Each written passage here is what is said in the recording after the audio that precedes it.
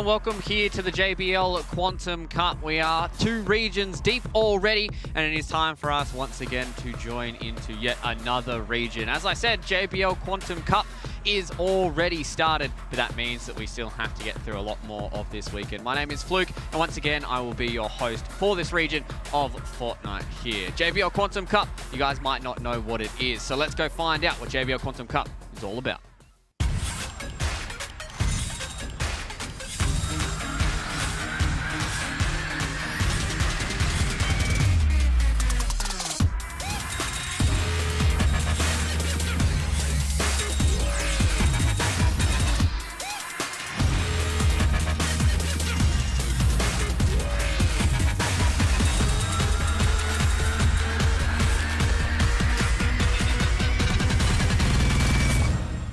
Three games, 3 days, one big weekend. We've already gone through 2 of the regions and 1 of the games so far. We still have PUBG and Valorant to go. And speaking of 3s, that means we do need to keep and continue with our 3 theme here on the desk. That means I've got 2 more people on my left here. I've got Elfish Guy and I've got Aussie Antics towards the end. Lads, welcome here to the JBL Quantum Cup Fortnite in the Asia region. Thank you, Luke. I was hoping that you were going to go with the hottest, because that was one of the key titles that we saw in the video just there. Hottest games, hottest titles, hottest casters. I would have appreciated, but I guess 3, that kind of works as well. The 3 vibe kind of works. 3 games. We now got, what, 5 today. We'll stick to that. I think that's pretty good. I'm excited. It's going to be a good night of Fortnite all around, but yeah, I think definitely hands down hottest casters. Yeah, exactly. Well, I mean, I don't want to lie on broadcast here, Jordan, so you're definitely bringing the average down, but, you know, sometimes somebody has to bring down an average because we can't all be 10s. That's fine, that's fine. Yeah. Fair enough, I guess. I'll take it if I'm going to be the punching bag today.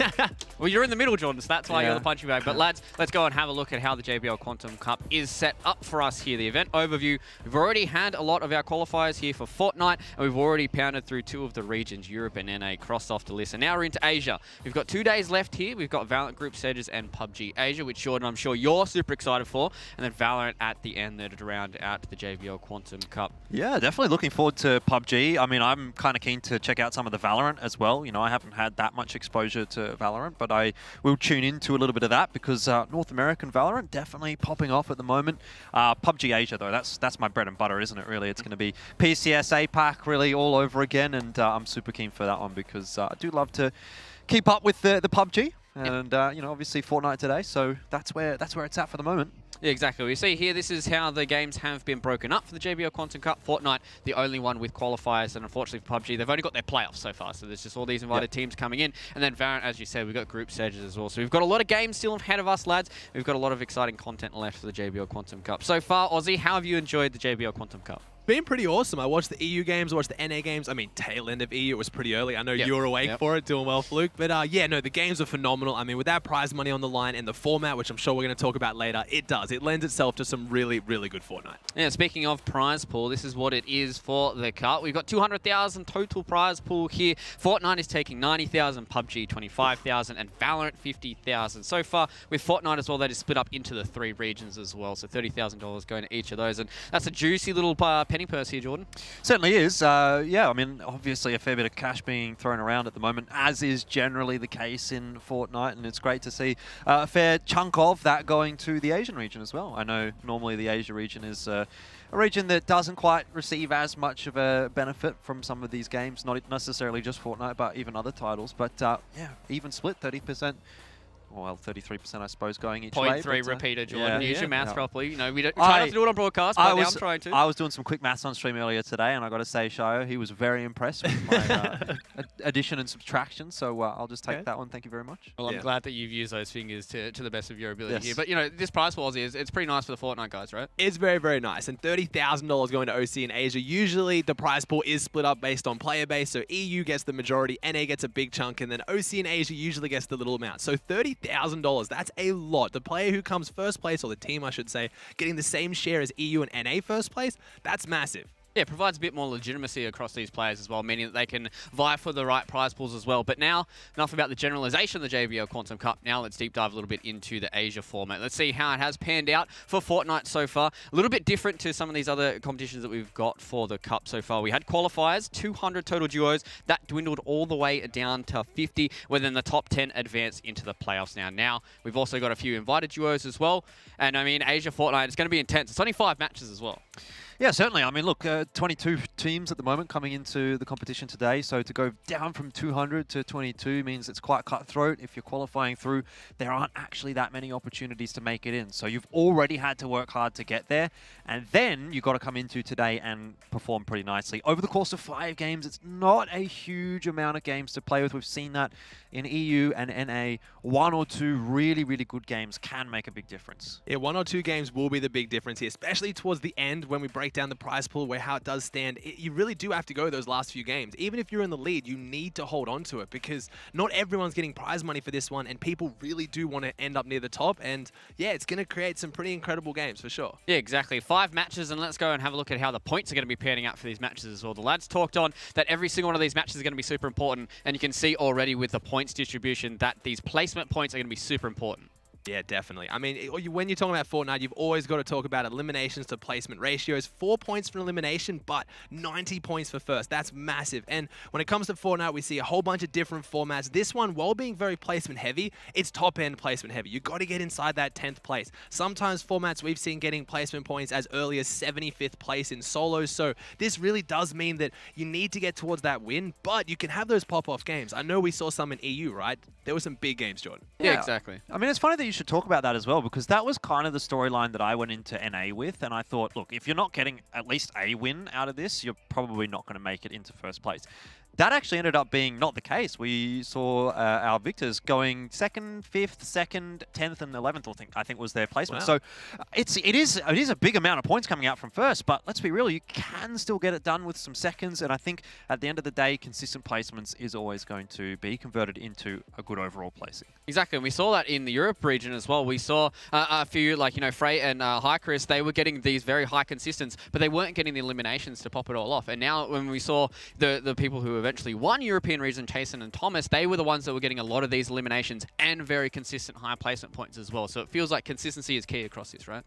Yeah, for sure. And as duos as well, so getting eliminations, it's a little bit easier in solos, but at the same time, it isn't full straight trios, so should be interesting to see how they can kind of jump up there and have those big games. But what it does mean, when there are 4 points for eliminations on the board, those last couple of games really do matter. You're going to go big or go home. So quite often with formats like this, you'll see a team jump out into the lead at the start, but it doesn't mean they're going to easily be able to hold it. All it takes is running into one of those teams that needs to have a big game early. They take you out, and it's all over from there. Exactly. You touched on that it is duos here for the JBL Quantum Cup, so let's see which duos will be competing for us today. As Jordan said, it is 22 so far, so I'm sure Aussie are biting at the bit here to start talking about a few of these duos, so let's run through a bit of them. There's some big names on here as well. So obviously we've got OC and Asia being represented. We do have Hood J duo there going from World Cup. We have an Asia World Cup team here as well. It is mostly OCE players on here as well, but a couple of those Asia guys are very, very scary. But I've got 100% eyes out on Jinx and Worthy there. They're looking very scary. Came off the back of Trio FNCS win. Obviously with their counterpart Alec, their trio mate, still competing tonight with Pumpkin. Going to be exciting to see how they go, but there are some really big names here. And of course, we've got Fresh, Carry On, and we got a bit of variety in there. Swagger Souls and Toby. I'm seeing Sync and Volks, Jarl Zore, Papi's in there as well. You already mentioned Alec, Repulse.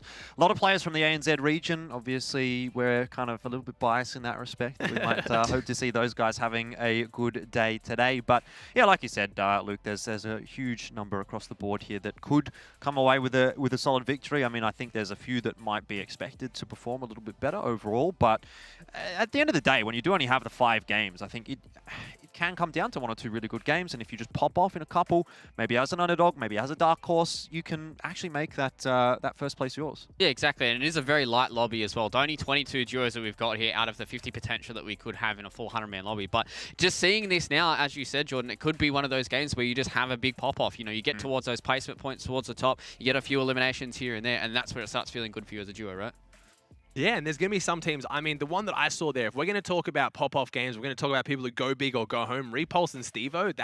Repulse has been known to be the most aggressive player in OC across the board. His tournaments either finish insanely strong, start strong, or he dwindles off. There's no in between. He'll be in first place. He'll just need to get coast through to maybe a top 5. He'll still go for the first place with 10 eliminations. That's just how he plays. So it's going to be about, can some of those consistent teams, maybe like Worthy and Jinx, can they avoid those players, or can they hold them off if they need to. So, and again, you've got a bit of that Asia contingent in there. I haven't since World Cup seen Asia go against OCE, so how their playstyle plays into it could affect things massively. The different regions always have their different metas, like any esports. Yeah, it really does feel like this first match is going to set the pace for us. But let's go and have a look to see what these players are playing for. We said a little bit earlier on, $30,000 per region, and this is how the breakdown goes. Only 5 duos get paid out here, Jordan. $15,000 for first, dwindles all the way down to $2,000. Yeah, I think that's the key takeaway from this graphic, isn't it? You only get paid out down to 5th, and well, we will say it's a fairly light lobby in that we've got 22 duos, so you're actually looking at that as almost a quarter of the players do get paid out, but respectively, you've got to be in the top 5. It's not necessarily an easy task in a competition as strong as this one. And it's top heavy too. First place, Yeah. $15,000. So even the difference between playing for second and first is insane. So when you have that mentality, not like, hey, I'll take my easy 4th, there's a good bit of the prize money. No, you're going for first, because even from 5th to first, that's $13,000 the difference. And quite a lot of Fortnite tournaments recently have been spread out where it's quite thin at the top. You need to get in the top to get the money, but once you're up there, as long as you place, you're okay. Right now, not the case. First and second, that jump alone is massive, which is awesome. It's exciting to see for tournaments. You want to reward the victors, right? Do you think that that's going to start to play into the playstyle of some of these duos, right? Do you think that's going to influence them a lot more? It's interesting that you should ask that, because again, if I was to draw back onto the experience that we saw in NA and EU, there was 2 different schools of thought, right? EU, very aggressive. They were happy to take those kinds of fights.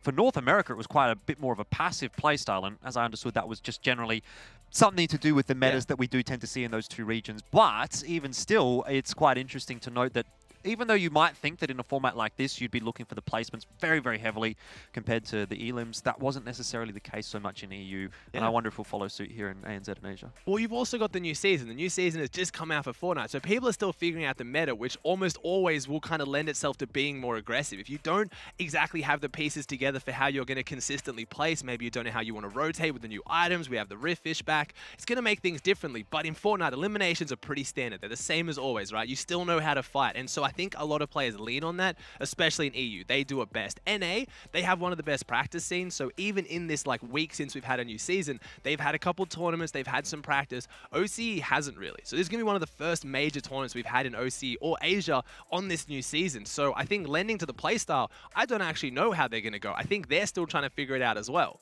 Yeah, it seems like this tournament is going to be quite exciting, but what is quite exciting as well is the fact that JBL are constantly doing stuff across here. You guys, if you do want to check out their JBL headsets, you can check them out at amazon.com/JBL. We've got some sick ones here hovering around the desk, and I'm sure the rest of the talent as well will be rocking those for the entire weekend of the JBL Quantum Cup. They've been quite comfy, they've been quite nice as well. We tested out a few here in the studio. It's always nice. So amazon.com/JBL if you want to check them out. So we talked the fact that there is a brand new season here. Is this going to mean that we're going to be seeing them try and lean towards maybe like the North American playstyle because they have had that really good practice scene? Yeah, I think it depends. I mean, most of the times, most regions have their eyes on NA when it comes to practice. How are the NA players playing? Are they going low ground? Are they going high ground? Are they rotating early? That's what they base it off. They VOD review. They go and see what they're doing as well. So it's going to be interesting to see, but the players that haven't done that research are going to be very much stuck in last season. Last season, the meta almost in every season, get high ground. You get high ground, you look down, you take everyone out. Not the case in the current season. You've got Rift Fish back in the game now, so you've got Riftigos, you've still got Shockwaves, and going for high ground right now without powerful shotguns just doesn't feel that strong. You get contested, you give it up. So I think it's going to be about who has learned that, who's done their homework, but who's going to adapt early, because it's a lighter lobby. They haven't played anything like this. When it comes to Storm Surge, they don't have to worry about Storm Surge for at least the first 2 thresholds. So that's going to change up how aggressive they play early. But OCE is always known for being super aggressive. Do they factor that in, or do they just stick to the gameplay they know? Like Repulse, for example, if he's not getting eliminations, I guarantee he's going to get bored, or he's not going to play his normal best Fortnite because he's going to be rusty. He's going to go to endgame. I haven't shot anything. What do I do now? So I don't know how it's going to play out. Yeah, it's going to be pretty interesting. Well, so far, after what we've seen, Jordan, with the JBL Quantum Cup in Fortnite, we've had some very interesting matches, and now we are into our first interesting match. Number 1 is underway here, JBL Quantum Cup for Asia and Fortnite. I'll leave it with the boys, and we'll see you after. Yeah, definitely looking forward to this one, Aussie. It's great to be back again for some Fortnite as well. And yeah, checking out some Asian Fortnite, which for me personally is a first. I've really only ever covered the ANZ stuff, although I guess there was that early year of AO, which might have had a couple of players there. Either way, look, I think there's a few questions that we have to answer straight off the bat here as we do get into game number 1. A, is there going to be any contests off the drop? And my suspicion here would be probably unlikely, given that this is a lighter lobby. And the second question for me is, how passive is the early game actually going to be? Because again, taking some experience from the North American region, it was very, very passive in the early game. And I think we might get a similar kind of gameplay, considering there's just not that many players in the lobby, in the map at the moment, that the likelihood of them running into each other is already diminished. Yeah. And then from there, they're thinking, well, look, actually, there's so much space that we can take. Do we really need to be taking this fight? I mean, based off this alone, we've seen Jalen and Zora flying in for Sweaty Sands, obviously noticed that no one else is going Holly Hedges, so we now have Zora taking Sweaty Sands and Jalen taking Holly Hedges, where we have one of our Asian teams kind of sticking towards that far, far west side of the map, getting next to no loot. No one's at Coral Castle, no one's at Misty Meadows, yet we have teams that are pushed up against each other on these little kind of positionings which don't have a lot of loot. So right now, it's really going to play into the hands of people who are confident enough to go one of those big POIs, because they're going to get a lot more loot, as I already see Carry On in the feed with Fresh getting elimination over there at Pleasant Park. And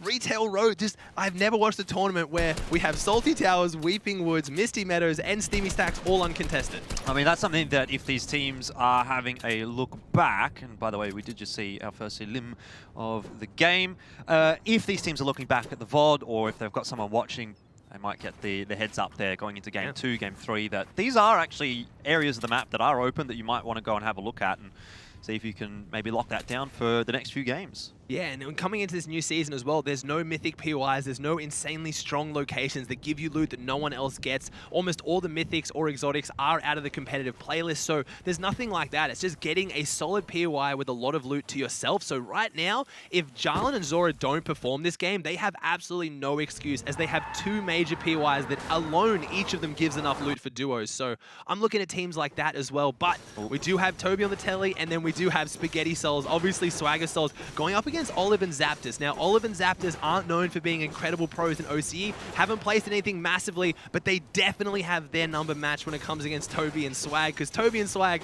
they don't play a lot of Fortnite. Well, I think that might be ringing just a little bit true. It's a very, very quick elim for those two. I got to say, this has been a little bit more interesting in the early game than what we saw from North America, because dead set, didn't see an elim for like 20 minutes in the first game of North America. It took that long for us. It was like circle 4 or 5 before we actually started to, start seeing some fights going on. But this has worked out a little bit better in our favor, at least as far as viewers are concerned.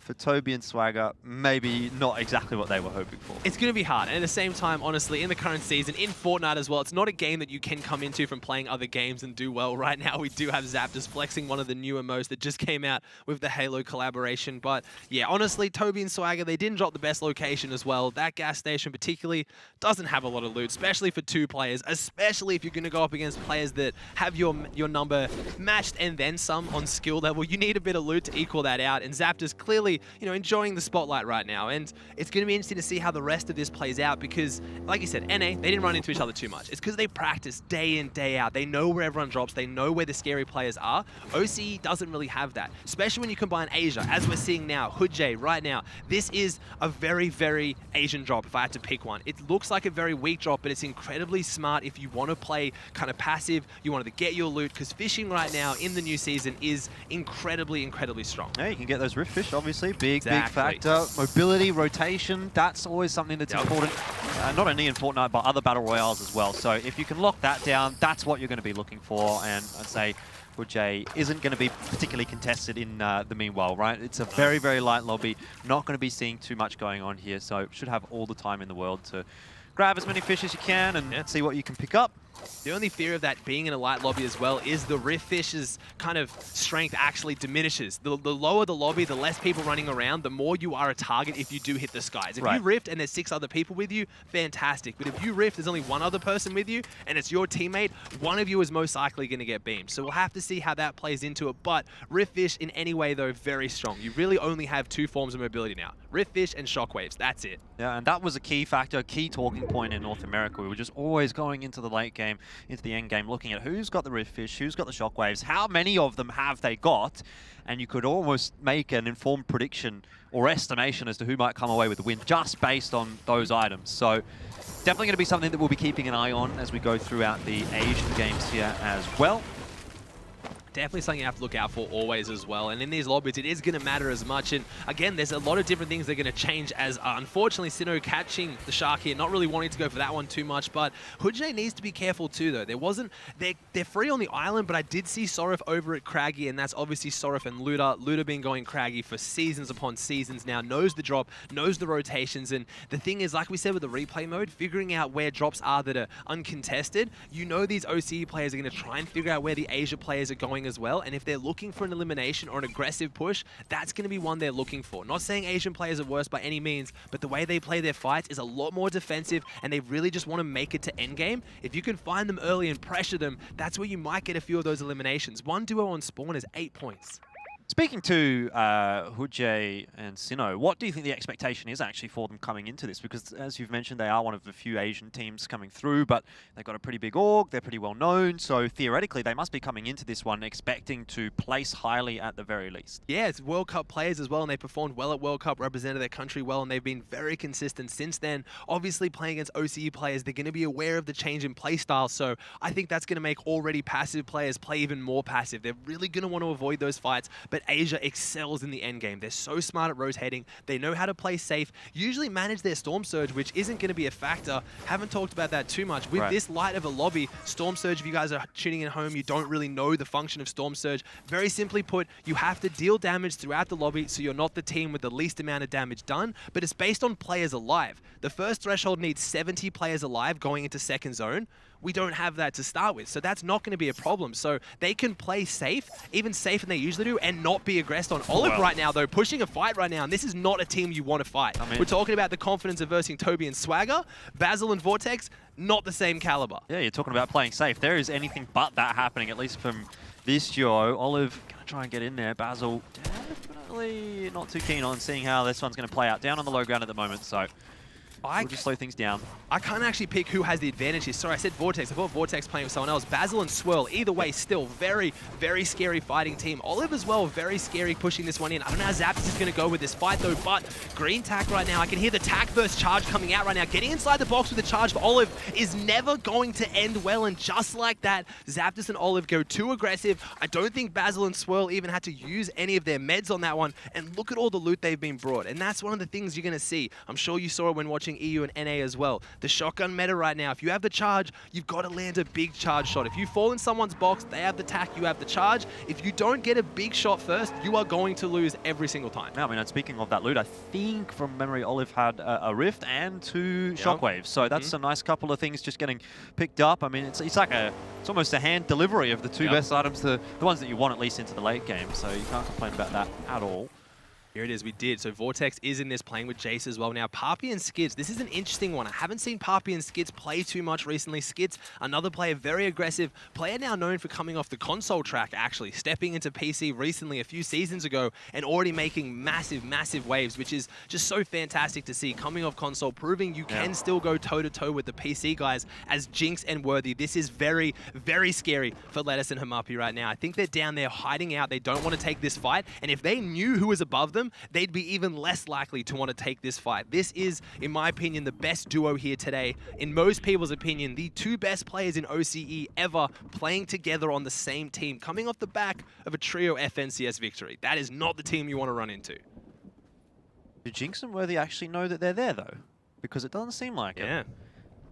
There's a good chance they don't actually right now. And again, with the sand right now, this has only been re-enabled the last couple of days. You can really hide out and hold this one. This is scary as well. Papi pushing forward now with Skids, trying to get some shots off here. Haven't got any tags, but showing how Papi's playing this one. Not too aggressive, but it's interesting to see, right? You would have thought, again, you talked about NA, almost no one got eliminated at the start of the game when you had a full lobby. These players don't need anything. They don't need Surge. They don't need the eliminations. They can just wait for endgame, and they still choose to go around, take some tags, kind of suss out what opponents are like, and that's what they're going to be trying to do, feeling out who's around them and how strong of the opponents they are. And a lot of the times, these guys are going to know each other based on skins, but also playstyle. You will definitely know if someone running at you is Repulse compared to an Asian player. It's going to be very different, and they're going to be able to tell.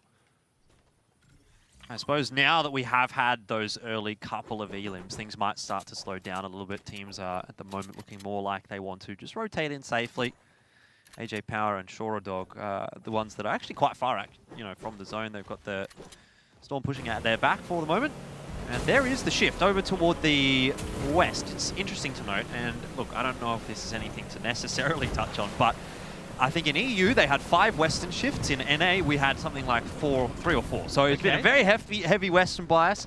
Not sure what's going on with that at the moment, but it seems like that's going to follow suit again here in ANZ. Yeah, okay, and the one thing I'm noticing from this map shot as well that looks a bit interesting is going to play out as we have Zora and Jarlan, who I said got a ridiculous amount of loot between Sweaty and Holly now pushing in, but they do have Repulse and Stevo coming in behind them, and you have Carry On and Fresh coming out of Pleasant. So if it does start lending itself towards these western zones, you have 3 or 4 of the best teams, I think, here today to win, all coming in on that western to northwestern edge, which means that if they don't go further into zone, which hopefully Jarlan and Zora do here, it means they're going to get set up near each other, and that's going to play out very poorly for them coming into endgame. It looks like the west part of the map is the one you don't want, as Zora going a little bit awry here in the car. Yeah, we'll have to give them another couple of years before the driver's license gets approved. Either way, yeah, it looks like they're going to keep driving and going for a little bit more of a center position. Jinx and Worthy, on the other hand, looking pretty damn good for themselves. A couple of shockwaves there for Worthy. I didn't quite catch what Jinx had. I don't think he had any, nor any rifts, but at the end of the day, that's not too bad. Lots of shields available for the late game. A lot of bounce pads as well, which when it comes to duos is a great form of mobility. Shockwaves you can use together, but they're still meant as solo mobility. You can still use them. They're kind of hard. A team that's this good will know how, but it's those bounce pads that are actually so underrated, and it's going to be interesting to see how these teams play. It's going to be either a tale of taking high ground early and somehow being able to hold it, but I honestly think the teams that are going to perform in the end game are those that can play the low and the mid ground and then maybe take height at the end. So I'm not looking too much at the rifts and shockwaves in these lobbies compared to maybe those of NA and EU, but we'll just have to see, because I know they're going to have eyes on height, and you don't want to be the one that's getting contested by 6 people trying to take it off you. Yeah, on that topic, we were talking to the winners of NA, and they were saying that they weren't actually too sure about how the height contest timing should look. They'd been doing it a little bit earlier yesterday in the DreamHack Grand Finals, and coming into today, they actually started doing it a little bit later, just as the zone started to move, as opposed to prior to it moving. And they sort of felt like that actually worked out a little bit better for them. So I think that sort of ties in with what you're saying, that maybe a late contest for height is better than having the height from the outset and then being the one to get contested. Height is always going to be the best way to win a game. It's just whether you can hold it. If you take it too early, you're going to have lots of teams going for you. They're going to use all their shockwaves on you. They're going to riff. They're going to try and take it. So if you can take it as late as possible, have it for that final closeout, that's when you really want it. And just as we saw there as we tuned in, interesting to note, Volk's having the Dragon shotgun in the inventory. Now, that's not playing out too much in many people's kind of competitive textbooks right now. We do have 3 shotguns in the game. You have the tack, you have the charge, but the Dragon shotgun isn't talked about a lot. It has 4 bullets in the chamber, but it uses all of them in the one shot. It's the only shotgun right now that without a charge up, like the charge, can one-shot. Volks, by running that, is clearly showing that endgame, he wants to play aggressive, he wants to get eliminations, as Vortex just misses the snipe there that would have opened that one up. So already showing that as much as Volks knows his placement points on the line, I think endgame is when he's really going to try and rack up those eliminations. I think that's fair enough, at least for the first couple of games of today. You know, you don't want to be going too hard in game number 1, getting knocked out early on in the piece and sitting there at 0 or maybe 10, 20 points. And 10, 20 points doesn't sound too bad, but when you think about the context of first place getting 90, we've seen games up to about 160, 170 points in one instance. Now, that's a huge game, let's be real. It was more on average around 100 to 130, but thinking about how far of a deficit you can actually fall to if you just have one bad game can be quite a scary prospect. It's up there as well, and like I said, when we come towards these end games right now, as I'm pretty sure we see from this panning view, Jinx and Worthy are definitely dropping on squad. I think it's squad Z right now, trying to get that elimination. I don't see a teammate backing them up, and I can't imagine someone holding off Jinx and Worthy who's going after them right now. There it is, Worthy in the box with the blue tack, gets the clean up there. They get their second elimination on the board for Worthy, so I have to think Worthy took down the first teammate and then managed to find the second. So much loot here on a good part of zone, but interesting to see that everyone's going center of this zone, which is the way to play it, and it's on Holly. So right now they can go center, they can find a building, farm it out, and sit in it, and this means the end game for how light the lobby was to start is probably going to stay quite stacked, because once you get to that point, you can't take a fight like Worthy just did. If you go in the box, you're going to get third party, you're going to get focused. Inside Holly with that many eyes on it, you don't want to be taking those kind of fights. So they need to get their eliminations now before coming in, then they need to settle. Well, it seems like most of the duos are actually fairly settled. You've still got a couple moving in a little slower, Jinx and Worthy being a couple of those. But to be fair, there's not a whole lot of ground to cover, and there's also not a whole lot of teams actually looking at them at the moment. So they're making quite a nice, easy rotation, not having to really invest too many of their mats, nor any of their util items either. And they'll be getting into Holly fairly comfortably. I can see just on the edge of the map there, the orange arrows, they're starting to make their way in quite comfortably. So they're very happy.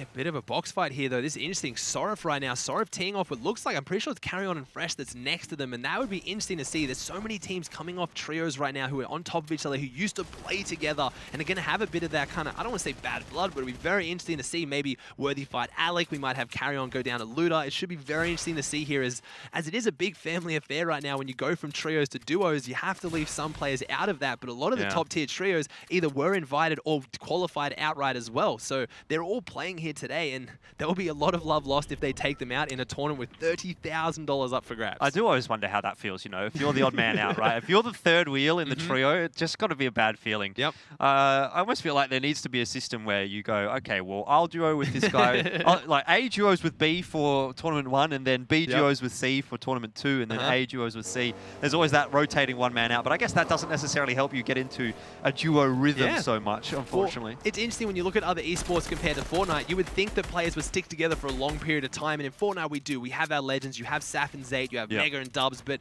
you don't have it as much as other esports, right? Because you get set as a team and you have to stick with them. But with Fortnite now announcing that all of 2021's competitive schedule for Fortnite Championship Series will be trios, it means that a lot of people can actually pick a team and know they can stay with them for a year, where quite often in Fortnite you see the current kind of meta of just reactionary. Oh, that guy's the best now, I'll go play with him. You don't build up that chemistry as much, so it does lead to some awkward situations, and Fortnite has coined the term snake season, which comes around at the start of every tournament season. Everyone starts a month out looking for their teams, and then one day before the tournament, 9 of them shift because one good player wants to play with someone else, and it breaks everything down. We used to have a term for that as well in a bunch of other titles. It used to be called the OCE Shuffle, because in the Oceanic region, that used to happen a lot more than likes of NA and EU, where there was a little bit more structure and there was a lot more tournaments to play in, etc., etc.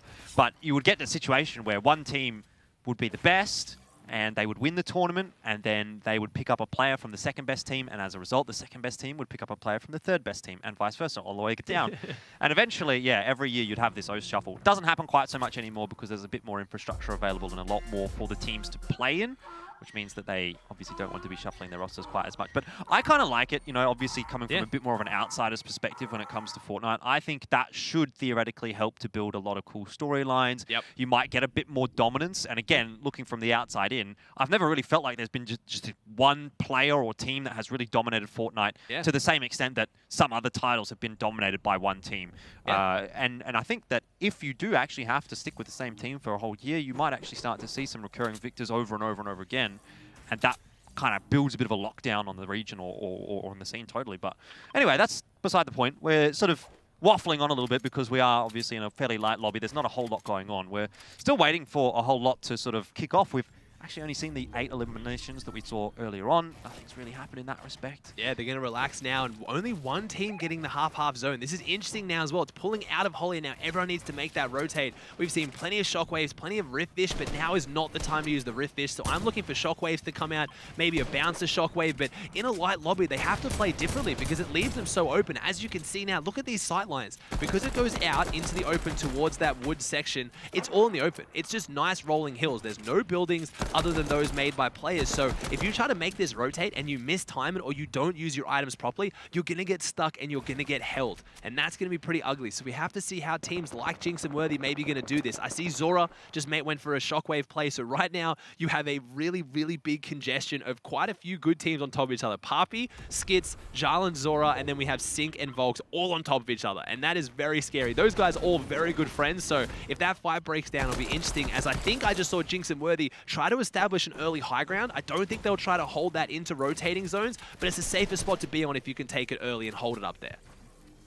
Well, that big rotate starts to come in, and I think we're going to start to see a little bit of action kicking off now as we're getting close to the zone. Shrinking again. Sigma quite happy to be boxed up at the moment. Seems like most teams are actually in. Most teams are happy. You can not really hear too much shooting going on. No fighting just yet. Jinx and Worthy are actually up there on the high ground still, although you're not necessarily being contested too much for it. I think they'll try to take it early now, maybe get some shots down, control it, but as soon as rotating zones come out, I'd be very surprised to see them try and hold it too heavily. If they can maybe jump onto someone else's high ground, as you see Repulse and Stevo have one build, that's what Shockwaves are great for. Worthy's got eyes on it right now. They'll be talking, hey, if zone pulls north, we need to get on top of that, or we have to go beneath it. They'll already have those decisions made, but no, Jinx and Worthy are the lucky ones. They get first rotating, and this is the crucial decision. So far, there was actually a statistic out of EU and NA, I heard Baller talking about it, that the teams that didn't get first rotating and didn't get half-half did better.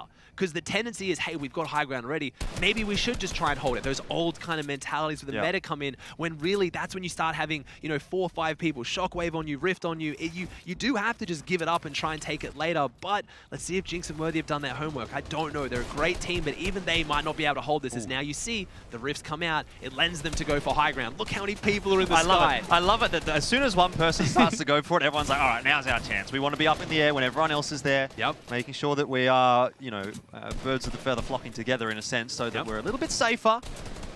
And now it's where did you go for it? Are you the first one that lands on it? Because if you land first on high ground now, maybe get a shot onto Worthy, does the other team that was further above you land on you as well? But then you don't want this situation. Cambo being held right now, Sorif getting the knock. That's 4 points that will go over to that team. As we hear a bit of the Riftfish coming out, the bounce pads, like I talked about, are great mobility right now. As Stevo landing up there for it, and I talked about it, Stevo and Repulse. If anyone's going to go aggressive in this lobby, if anyone's going to try and go massive, it's going to be these two, as they're going to have eyes on it. You see Repulse editing the stairs, getting a sight line above them, has the shockwave, they're breaking up, finding a Vortex gets dropped down, but it is your FNCS champs, Worthy and Jinx on high ground, but Jinx goes down. Like I talked about, you can't hold it. Sync taking out Jinx, and now Sync has eyes for high ground, and Volks is coming up with that Dragon shotgun, and I called it. I don't get to call things often. Worthy has to give it up. Jinx has gone down, and high ground was not the play. Yeah, well, Volks and Syncfish are going to be hanging on to that for the moment. They'll have to rotate off, though, because the circle's moving again. Down on the low ground, Sorif and ZX. Quite happy to just chill out. They've got plenty of mats to play with, so they're not really under too much pressure at the moment. Again, another Rift. Just a couple up in the air for the moment, but Sync not too interested in what's going on for the moment. Above him, keeping a bit more of an eye on what's happening below, but does definitely need to be aware of Jarlan and Zore, because that's going to be the team that'll contest them next. They're getting a little bit closer than they might like. And Papi took down Worthy, so Worthy and Jinx, the definite favorites here today, are out of this one. Volks and Sync, a newly formed team. As I mentioned that, Volks, a new signing to Spray and Pray Gaming, a big pickup for them as we now tune into Carry On. Another signing for that team playing with Fresh goes down to Hoodjay right now. No, sorry, that was Sin. And Hoodjay took down Fresh, so the Asia contingent here performing really, really well as Hoodjay gets another elimination. So Asia really turning up here today, but it's going to be the story. Can Sync and Volks hold the high ground as Papi goes on to front side and Jarlan has eyes on it? If Jarlan's on second height, it means he wants to take high ground. He would not be sitting there if he didn't want to go up. He's still going to have to deal with Sync.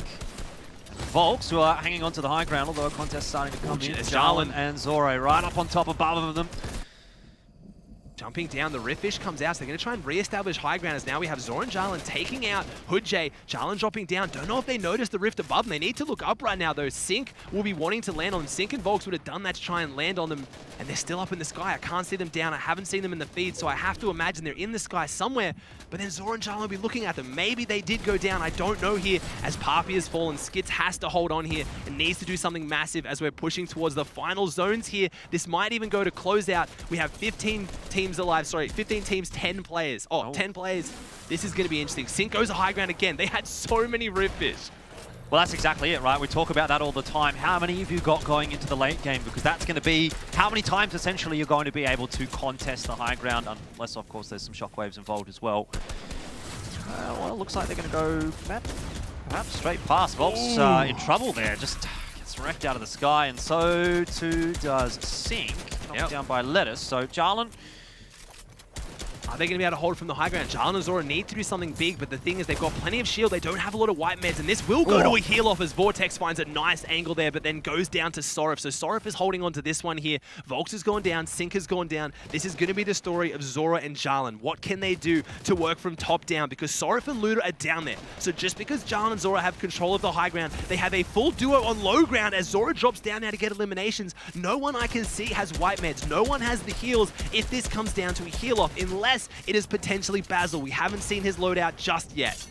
Surely not a heal off at this point. You can jump down, look for some siphons as well. Zori under a bit of pressure from Basil. Now they've dropped onto the floor. The shot's missed. The 2 slurpfish. He dropped the 2 slurpfish. That is huge for the heal off. And no, it doesn't end up going down to the heal off. It does. Sorif and Luda win this one from the low ground. High ground was not the play. I was able to call that one early. High ground just didn't work. They got contested. They lost it. It was a low ground team. Sorif and Luda, a brand new duo, and they popped off.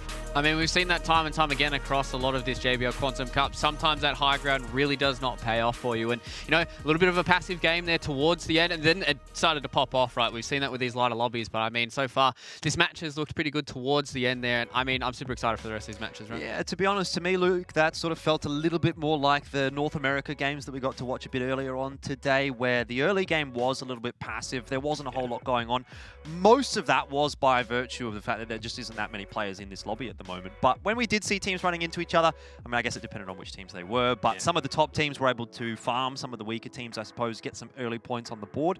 Once the, I'd say, weaker teams started to get sort of fleshed out a little bit, removed from the server, we started to see a little bit more of that standard gameplay where teams were just happy to rotate in, wait for those circles to start moving, and that's where things started to heat up. So, to be honest, Ozzy, I think that's probably what we're going to be seeing over the course of the day today. It's going to be slow early games, passive stuff, farming up, looking for those fish, and past that point, when we get into the late game, into the end game, we'll start seeing the fights. The only thing I'm worried about is once you start dropping down, you start getting outside of that top 5, does that shift? Do you start looking for the teams? Do you go into the replay modes not to find where no one is, but to find where everyone is and start rushing them? Because there was a lot of POIs that didn't have anyone at it, and that's where we kind of saw a lot of loot go to waste at the start. But if you're landing really far on the edge, no one's around you, and you need to start getting those elimination points, where are you going to find them? So Jinx and Worthy found a few of theirs early, went for high ground early and didn't get to hold it. So they now need to have bigger games. The pressure's on. They're going to look at the top with Luda and Sorif and think, how do we match this now? Yeah, exactly. And that's something you touched on a little bit earlier, right, Ozzy? The fact that these guys haven't been practicing as much as the North Americans have, so they don't really understand all these spawn points and stuff. And so maybe after a first couple of these matches, everyone's going to figure out this is where we need to get these fights going. We're going to start running at these POIs and really trying to put the pressure on these guys that are at the front runners. Yeah, I think you'll be very, very surprised to see Jinx and Worthy make the same mistake twice. They will learn from that. They will notice, hey, that team that won it on low ground, they won it from low ground. They definitely didn't play high ground at all at that point. We saw high ground be dominated by 3 different teams. Jarl and Zora did the best in the end to hold it the longest, but ultimately all of them gave it up at some point and didn't even get that many eliminations to show for it. Right now, if you're up on the high ground, it's a nice, safe position, but when everyone's flying around with them shockwaving, you don't get to beam out players as much as in the mid and low. It's going to be a lot more consistent to play from the mid and low grounds, and I'm sure Jinx and Worthy have placed in so many tournaments, they're going to have learned that already. Yeah, it really does feel like a little bit of a learning curve going into a lot of these matches so far. We've seen it time and time again. Yes, that high ground is a contention point, but it's not really working out for a lot of these teams. Jordan, do we see any underperformers in this match that you're looking to try and improve across, you know, the rest of these matches? There's still 4 to go. Still plenty of points on offer. Oh, look, I mean, I'm not necessarily the expert here, Luke. I don't want to go ahead and call out any pro players. Do it, Jordan. That's why I gave it to you. I wanted you to shoot your shot, Jordan. All I'm going to say is we've been talking a lot about Jinx and Worthy, and they weren't at the top end of things at the end of that one. They got knocked out a little bit earlier on than we thought that they might, Ozzy. So for me, I don't want to say underperformance per se, but I think that's a team that we're probably expecting to see a little bit more from. It's fair to say, but I mean, at the same time, I think what broke down there, I didn't get to see it. I saw Jinx go from 200 to 0, I'm pretty sure, instantly, and it was at the hand of Sync, and Sync is known as one of the best snipers in OCE, so I wouldn't have been surprised to see maybe an endgame snipe there, which is really rough for them to lose it. In duos, when you're on high ground, you had Jinx top out, he had the front side, Worthy held the back side, and then as soon as Jinx got taken out, Worthy had to give it up. So at the same time, if it did come on the back of a snipe, or maybe a ridiculously good bloom battle that Sync just won, you can't hold it too much against them, but they're still going to learn from it. There's a big learning curve in this, and if Jinx and Worthy need to start playing aggressive, they're capable of doing that. And that's where we can see some of these mechanical players really start to shine in these lower lobbies, right? Where it gets to that position where, yeah, everyone's still vying for those placement points because it is only top 10 that get those placement points. That's where you can see some of those battles really starting to go the way of these higher tier players, right? And you can see that if they do try and play a little bit more aggressive. Yeah, definitely. I also want to sort of keep an eye on some of the Asian teams as well, right? We've been predominantly talking about ANZ. No caster bias coming through here, that's fine. But Sino and Hujay, we saw them earlier on doing a bit of fishing. You know, we didn't really get to see too much from them later on in the game, though. They got a couple of eliminations and onto some of the mechanical players in OC, so they showed they can do it. And in endgame, that's what it matters. Mechanics don't come down as much as just peeking at the right time, being smart, and positioning. And Hujay, known to have some of the best positioning in Fortnite, took down, I think it was Vortex at one point, which is a very, very good OC mechanical player. So they definitely have it in them. the issue is going to be in those early fights. If things start to get really scrappy early, that is where they're going to struggle, because that is where it's going to come down to pure mechanics, not just placement and positioning. And that's where we circle back to what we've been saying at the top of the show, where it is a lighter lobby, so it can get towards that position where you might need to get a few more of those eliminations very early on, try and get those front runners out of the competition. But let's change gears for a little bit here, lads. I talked to the European guys a little bit more. Charge shotgun versus tactical. Aussie, this is something that I want you to try and answer for me here. Where are we sitting in the meta so far? New season has been changed up a little bit. So, you know, charge versus tactical, where are we at? I think tac shotgun is held as more consistent. It also follows the style that most of them are used to. So if you're used to using the pump, the tac feels quite natural. So you just naturally gravitate towards it. But if you can start to adapt to the charge, change your mindset, and learn the new skill base you need, it is actually technically the stronger weapon. But at the same time, end game, if you miss that one shot, you really are going to struggle. So I feel like tac is the way to go. I think tac shotgun will be the one you stick to. But we even saw a bit of the dragon shotgun in play there, Jordan. It's going to be an interesting one to see whether or not these shotguns do come into play, because we've seen it quite a lot. But now let's have a look at our post-match results. For everyone playing along at home, this will be exactly the same as our standings. This is how, you know, the first match does play out. Total points sitting at the top there. We do see 110 points. So not a massive lead for the boys at the top so far, but it still is a big set of juicy points to get off the bat. I mean, it's not a huge game, especially in comparison to what we've seen from EU and NA. I think in NA, we were seeing a little bit more consistently towards 120, 130 as the top placing for that particular game. But for EU, you were telling me early on, it was something like 160, 170 points out of one game. It was the lads who won Europe. It was Tayson as well as Thomas HC. I think they had 15 eliminations and a first place. So that's just a ridiculous amount of points these guys are able to accrue. And, you know, maybe that might be something that these Ocean Asian guys can look at as well. Just being like, maybe if we have that one big pop-off game, 110 points isn't too hard to chase down. Yeah, and you're going to see, obviously, you can very clearly tell even from this leaderboard that it's a top 10 gets placement kind of scenario, right? Because even after 10, it starts to dwindle so much compared to the top. So if you are getting that top 5 amount of placements where it starts to ramp up with a few eliminations, it's going to tend to land around that 100. So even though I think with a lighter lobby, they can't get that big 160-point game, they should be able to consistently get closer to 100, though. So it's going to be about who can stop them, because that's going to make it a lot harder for top-tier teams that I expected to do well, like Jinx and Worthy, to have their big jump. There's not as much position for eliminations. So unless they actually start going for those top teams at the start to try and get them out, they're going to struggle. And we've seen that here just across what you guys are touching on. Jinx and Worthy, unfortunately, only getting 8 points out of that first map there. Unfortunately, no placement points for them, but it feels like this team can easily get in towards that top 10 if they just, you know, make a few more better decisions for them again, right? Yeah, look, the thing is, like, again, going into NA, we had that whole storyline of if you don't win a game, you probably aren't going to win the competition, and that was shattered, right? There were situations where we saw teams, they didn't get a win, they got second places, they got fifth places. That's fine, that's enough, as long as you're doing it on a consistent basis. And it was acceptable as well, by the way, for them to have games where they didn't even get placement points. There was 2 games out of the 5 where they didn't even get a single placement point. So even despite this format being heavily weighted towards placement points, if you can have at least 3 out of 5 decent games, you're putting yourself in with a good chance. But obviously that does depend on how good those 5 games are potentially going to be, right? If they're going to be like, okay, 5 games with 3 or 4 elims in there as well in the games that we don't necessarily place, then you're giving yourself some sort of shout. But you know, if it's a couple of games where you're just getting dead 0 points, then you're starting to struggle a little bit. Do you think this starts to play into their mentalities, Aussie, the fact that they see that they've only got 8 points here? You know, maybe first place, 110 points, that's chaseable, right? But, you know, if you're sitting on 8 points after the first match, you might just, you know, try and get that mental reset, right? Yeah, and I think normally we would talk about, okay, so you start going more aggressive early game. You try and find those POIs, you try and drop the mythic locations like other seasons to get a bunch of eliminations. With this lighter lobby, it means they're going to have to shift their mentality towards a win's not good enough, but they're going to have to find their eliminations end game. And that should actually lead to some of the most exciting Fortnite. When someone has to play aggressive in the end game, they have to leave it all out there on the line. That's some of the most fun Fortnite. Jumping between layers, jumping between boxes, finding people. And that is technically the easiest time to find eliminations is end game, but it's also the easiest to be punished. So I think it will play into their mentality. Jinx and Worthy, they've played so many tournaments, they've played so highly. We've got World Cup champions here. They've dealt with the pressure before, but this tournament's very different. Yeah.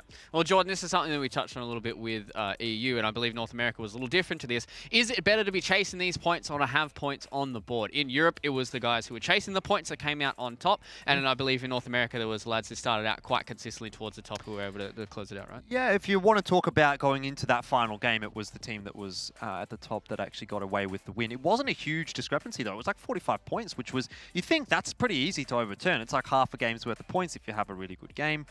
But it was enough because the teams that were right below them just sort of didn't quite manage to get that last game rolling, even though that team didn't come away with a particularly good final game either. Look, if you have to go with the Captain Obvious answer, it is better to be starting off with the points, right? Yeah. You obviously want to be going in with that kind of advantage.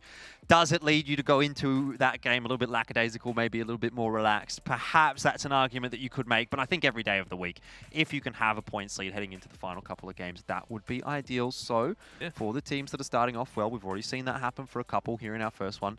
They'll be quite happy. But the thing is, they're going to have to do it a couple of times to actually accrue that point lead. You can't have the first game be a good one and then completely bomb out in your second one, because we've seen how quickly that point lead can be overturned. In the space of one game, you can get up to 150 points on a fairly regular, consistent basis. So even if you got 110 points out of that first game, you're thinking, great, I got 110 points.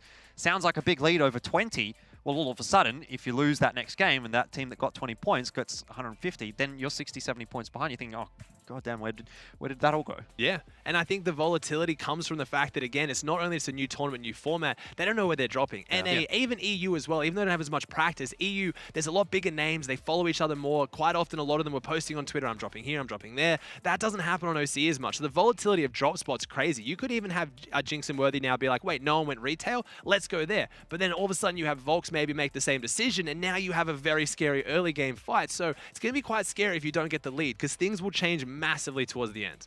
All right, lads. Well, let's touch on something a little bit more hypothetical here. What do we feel like is a point lead that is insurmountable so far? We talked about a lot of volatility. I'm throwing some pretty hard questions at you guys right now. We saw a big swing in Europe of over 150 points in one game. So what do we feel like is a good enough lead where you can kind of rest back and be like, all right, this is fine, especially with such a smaller lobby as well? Where we did have a bit of a chat about this in North America. This is where your maths is going to come in, Jordan. Yeah, exactly. I was thinking, like, is 44 points enough? That was the maths there, by the way. I was figuring out points difference between first and second. Humble brag, by the way. I can do maths on stream. Look, it turns out actually 44 points was enough, although I'm not sure that actually is the figure that would make you feel too comfortable. In my mind, when I did that sort of little quick math, I was sort of thinking about 100, 110 points might be enough, considering you... Again, if you were to have a really good game, let's say, 150 points probably is the max that you're going to be hitting out of that game. Somewhere around there. So you have to factor in the possibility for your opponent who is ahead of you to be getting an okay game, let's say 20, 30, 40 points. So in that respect, probably about 100, 110 points. If you have 110 points deficit, you can still feel like you're in the fight, you're in the battle. Anything beyond that, it just becomes a little bit too insurmountable. That is, of course, just for the one game, right? If we're talking about over the course of 2 or 3 games, you can multiply that, maybe 300 points if you're going into the third game of the day. You can still come back from that. Yeah, I'd say about 100. I can definitely see it being a bit more than it has been in the other regions as well. Just without that volatility of many players, you can be a bit more consistent. Right now, without Storm Surge, having a bit of mobility, if I see a team going into their last game, they've even got maybe a 30, 40 point lead, but they have a good loadout, that will be enough. But with the ability to go down early and someone jump up massively, it's going to have to be about 100 points. I'd have to agree. So it seems like there's triple digits for the boys here in the lobby. We're heading in towards game number 2, lads, getting very, very close to that. Are we going to see much changes from game number 1 into game number 2? We're going to see more change in the drop spots, a little bit more aggression. What's going to happen? I definitely think there is a possibility we will see a change up in the drop spots. I'm sure we'll be keeping an eye on that when we get out of the into the game and see whether or not some of those uncontested POIs are now, in fact, contested. So that, I think, is something that we should look out for. As far as the gameplay is concerned, I would be surprised to see much of a change up from that one. I think a few of the teams, obviously the ones that got knocked out a little bit earlier on, might change up their rotation paths and whatnot, try and be a bit safer. But in general, Luke, I wouldn't be expecting too much of a change until we get into games 4 and 5. Exactly. Well, it looks like our theory crafting should be able to get answered here. Match number 2 is underway for the JBL Quantum Cup. Take it away, boys. Oh, well, indeed. Into game number 2. Looking forward to seeing how this one pans on out. And got a couple of front runners going into this game, but there'll certainly be a fair bit to talk about. Yeah, there's going to be a lot to talk about here, and I was also talking about how they might be able to even just, again, like the information's open to anyone. When we talk about checking replay mode, when we talk about even coming and checking the VOD of this stream, they could just be able to check out where people are going and where they aren't. It's very easy information to figure out. As we see now, again, Misty Meadows, that had no one dropping at it, now has someone. Retail Row, that had no one dropping at it, now has someone. Salty Towers, that had no one dropping at it. Maybe Zora is going towards... This is interesting. Looks like Zora's going towards to Holly to maybe try and hold it down, but I don't think Jarlin realizes this time Sweaty isn't uncontested. There's another team looking and know they're pulling out. So Salty Tower is still uncontested, and you get a lot of information from the sky, where already now we're seeing Stevo and Repulse kind of have a different drop spot. This is not what we saw before. We saw the Asian team holding down what would be called Flopper Island, and now Repulse and Stevo are going for it, maybe wanting to have eyes on the Riftfish, but it's interesting that Hoodjay is not here, maybe saw them flying in and had to go somewhere else. So already this game has changed massively on where teams are going. Yeah, I would be quite interested actually to see where Sinnoh and Hoodjay did end up dropping. I'm sure we'll be able to head over in their direction fairly shortly. And just to touch on where Sinnoh and Hoodjay actually ended up, because we didn't really talk about them, they did only manage to get 8 points out of that first game, so they're sitting in 11th place at the moment, which is a little bit difficult. So maybe they've just changed things up off the back of that.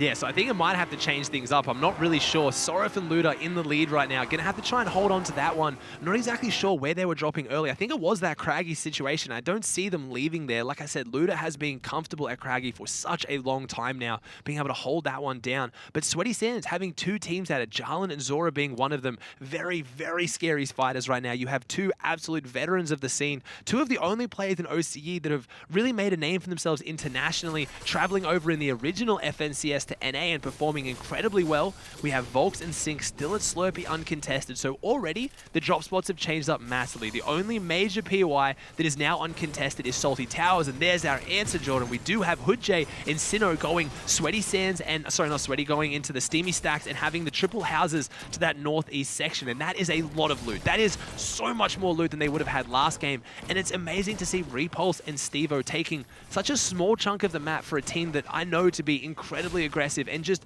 very dominant with the way they play and the way they position themselves. Well, I mean, to be honest, it hasn't worked out too poorly for them with that first circle shift. They're not going to have too far to move, so maybe they can spend a bit of extra time looting, whatnot. I don't know, but we'll see how it turns out for them. A couple of teams here in Sweaty Sands, which, to be honest, is the kind of place where you can normally have a couple of teams. There's a lot of buildings here, although aggression early on in the piece, maybe from one of these teams. Yeah, this is going to be the fight over Sweaty Sands. When I saw two teams here with a reduced chest spawn now not being 100%, you don't have enough loot. You have to fight for it, and fight for it 6 is he goes down here. Jarlin and Zora will not lose this fight. I'm going to put good money on it right now. This team is already so dominant. Player trying to get in. Jarlin going for the pinch. The shockwave comes out though. As I say that though, the pressure being put onto Zora and that shockwave in was very, very good. But right now, only the flopper to the name here for Sin. Sin's got to do something big, versing two very, very scary opponents right now. Zora's been able to drop back, has time to get the med kit and the big pot offs. This will be a full heal situation as Jarlin just using that suppressed SMG. Now the harpoon, anything possible to just stop the shields here right now, because Sin's going to get a big pot off, but no.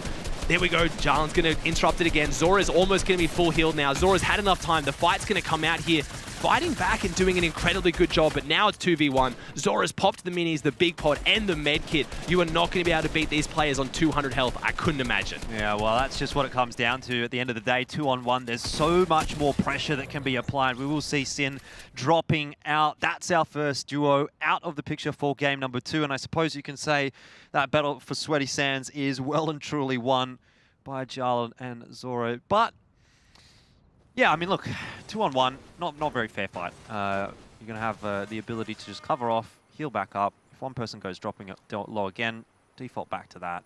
Whereas the guy that's solo, just so much pressure on you, and there's really not a whole lot you can do about it. They're important eliminations, though. Jarlin and Zora came into this game in 2nd place. They're on 87 points, chasing down a 110-point lead. So 2 eliminations, getting 8 points on the board there. I'm going to try and do my math on stream as well. 95 points now towards the 110. So those eliminations early are really going to matter, because not every team's even able to actually find those eliminations, because there's not that many people on the map around them. So now we see Sorif and Luda kind of still sticking around this craggy area, and they're looking pretty good out of here. They have plenty of room to get fish, and this is going to be one of the stronger drops on the map. You have the slurp barrels inside the main building at Craggy, and if they're uncontested, they use them together. So you get all the shield without having to use any that you loot. You then have fishing holes, so that means you get to keep all the shields you have, as you see Sorif, as I say that, juggling between having max minis, max bigs, and a stack of chug splashes, so just has everything they need to hold on to their first place lead right now. Well, they're going to be sitting pretty, aren't they? But There are quite a few teams that are a little keen to pick up on some points. I think we talked a bit about Jinx and Worthy on the desk there. They'll be a team that's quite happy to try and come back from a deficit like that. I guess happy might not be the right word to use there, but they'll be capable, I should say, might be the name of the game. It is difficult to come into Game 2 and make a really accurate prediction as to what you might expect, unless you've been focusing more on the eye test rather than the points that actually came out of Game 1. But even eye test-wise, there isn't a whole lot of a data set for you to really take a look at. So I think once we get into Game 2, Game 3, we get a bit of a better understanding of maybe who's consistently performing today, who's on form, and how things are looking as far as the lobby towards the end of things is going to look. But either way, for now, I think we just have to reserve on our predictions or hold back on our predictions and wait and see what we get out of Game 2 so that we get a bit more of an informed data set to take a look at. Things just having a bit of a fish here, not finding too much interesting in the end there. And we'll move on.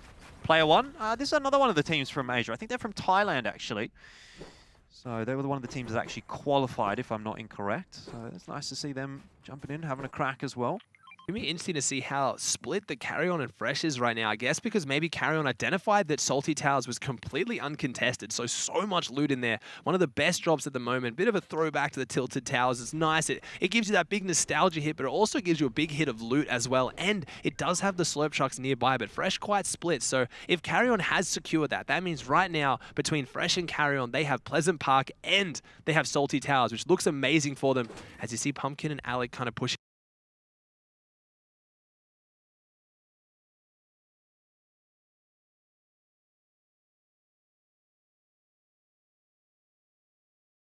Earlier on in our rematch, and maybe the first engagement that we get to see him and Pumpkin getting into. Missing that first shot though onto player 1.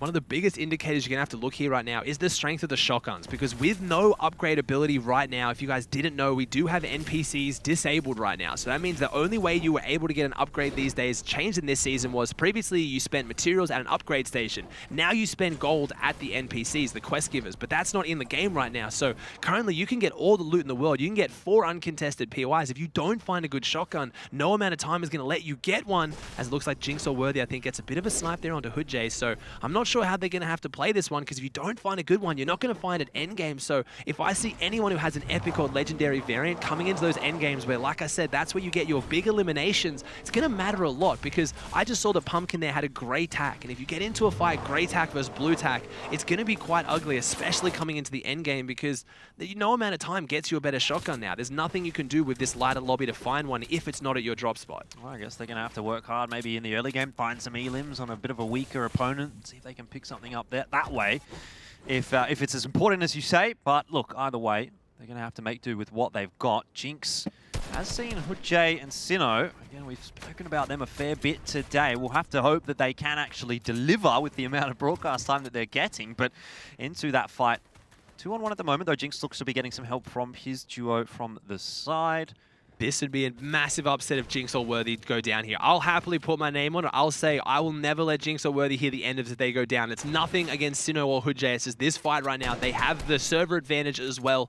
This has been playing on OCE right now. They have the ping advantage against 2 players who are phenomenal players but not known for their early game fighting. So Jinx and Worthy, 2 of the best players in OCE, especially when it comes down to Worthy's aim. But I talk about ping advantage. Worthy is one of the few players in OCE to not have the greatest ping. Playing out of Western Australia, the servers of course being in Sydney, does give him about 60 to 70 ping, and if you play Fortnite, you know how big of a deal that is. You can't take walls, you can't hold walls, but from having watched Worthy play, you'd never expect it. He's just that dominant. But as I say that, looks like Jinx and Worthy are going to try and drop back here. Worthy pre-firing the snipes on the angle, seeing if they maybe get a bit of a headshot, but happy to disengage this one. And we talked about how is the pressure going to be on them after a struggling game 1?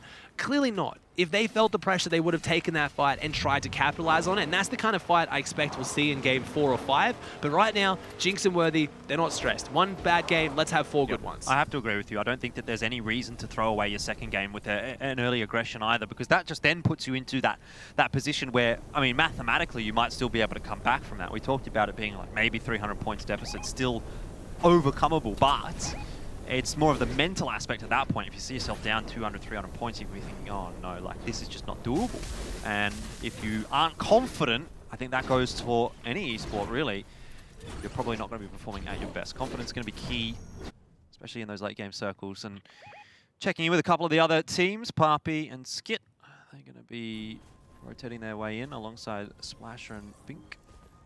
Little decent loadout here for Splasher and Binks. Interesting to see that the Coliseum has no teams at it right now, and I guess it's a drop that is quite strong, but uncontested. It's kind of interesting to see it going to waste here, because in these kind of lobbies where you don't need to look for Storm Surge, I'd imagine these kind of starting PYs, the ones that are near the middle of the map, are going to be great because they're pretty set. Doesn't matter where the zone pulls. In this instance, a far north zone, if you're landing middle of the map, it doesn't really matter. You can always find your way there. No one's going to be going too aggressive, as we see the bridge being held off here as Volks and Sync try to make their way forward, and unfortunately get stopped right there on the edge. Reminds me of another title that I cast a little bit. Bridge camping, definitely something that happens a lot in that one, but not so much in Fortnite. Yeah, you don't normally go around it. We've got a bush camp coming on here from Toby and Spaghetti. Ooh, it's looking like a good spot as well. So as much as it's interesting to see, obviously you have your pros, you have your big egos, and I can take fights, and I can do this, and I can do that, and Fortnite kind of loses that Battle Royale-esque kind of feel to it. Like you said, obviously the titles that you talk about as well, where bridge camping, bush camping, door camping are all a lot stronger, where Fortnite it's all about kind of guns blazing, builds, and all that kind of fancy stuff. But if you're someone like Toby and Swagger in this situation, that's a really smart position. They're not too far central, but they're in the next zone, they're in the bush, and they might be able to catch someone off guard with that, because a lot of the pros, they have too big of an ego to even think to play like that. Yeah, they've got a nice little setup for themselves. Haven't been spotted. A lot of info for them as well. So they'll be seeing these two teams in front of them. There's actually a couple of teams behind them as well that they'll need to be aware of. Look, I don't necessarily disagree with your analysis there, but I do feel if they are stuck in that position when the zone starts to push in, there's going to be a few teams all around them, and they are going to be finding themselves in a bit of a problematic situation as soon as they fire their shots, or they are forced to move out of those bushes. So I certainly hope they've got a plan B. I think that's my main takeaway. It looks good for now, but as soon as they have to move, things are going to get a little bit more worrisome. Fresh, you can see down on the ground at the moment, below Parpy and Skits. Carry-On's going to keep walking his way past the bush. And good trigger discipline right here from Toby and Swagger. As I hear that, though, Swagger charges up the charge and lets it rip, and holding two shotguns. I'm not sure whether Swagger is aware of the fact that that does give you a shotgun delay, and right here, Fresh is kind of sussing out where they are, and Fresh and Carry-On, not a team that you want in front of them, but whether this fight goes for Toby or Swagger or not, no, the attack comes out, Fresh takes them both down. That is a really, really good elimination, but Cambo gets one of them, so Fresh only gets one of those eliminations, 4 points on the board, and yeah, unfortunately, I'm pretty sure that came on. I talked about the trigger discipline. Maybe I cast a curse them. As I say that, Swagger just lets go of the charge, and one of the loudest sounds in the game, you got what's called the pressure cooker. You charge up the shot, you release it. It's very, very loud, and everyone knew they were then in the bush. It's like in the horror movie when they cough when they're behind the door. You can't do that. Live and learn, I suppose. We've seen them go from game 1 to game 2, having survived a little bit longer. Hopefully that will continue into game 3, game 4, game 5. Maybe even a W later on down in the track. I suppose that would be wishful thinking maybe, but it would be good to see it from them. Either way, keep an eye on some of the other teams. We've got Shora and AJ Power being put under a little bit of pressure at the moment. Vortex going to start to rotate his way in alongside Jace God. Both of them having a good time in the car as well. You're very scary right now. This is going to be the lobby that's going to really decide for Sorif and Luda. They're dropping Craggy, they're dropping very north, and now we have a very north zone. So they need to perform here. This is going to be their chances. Carry-On is getting fired down here, which is interesting. Again, Sorif and Carry-On coming off the back of a great trio FNCS performance together.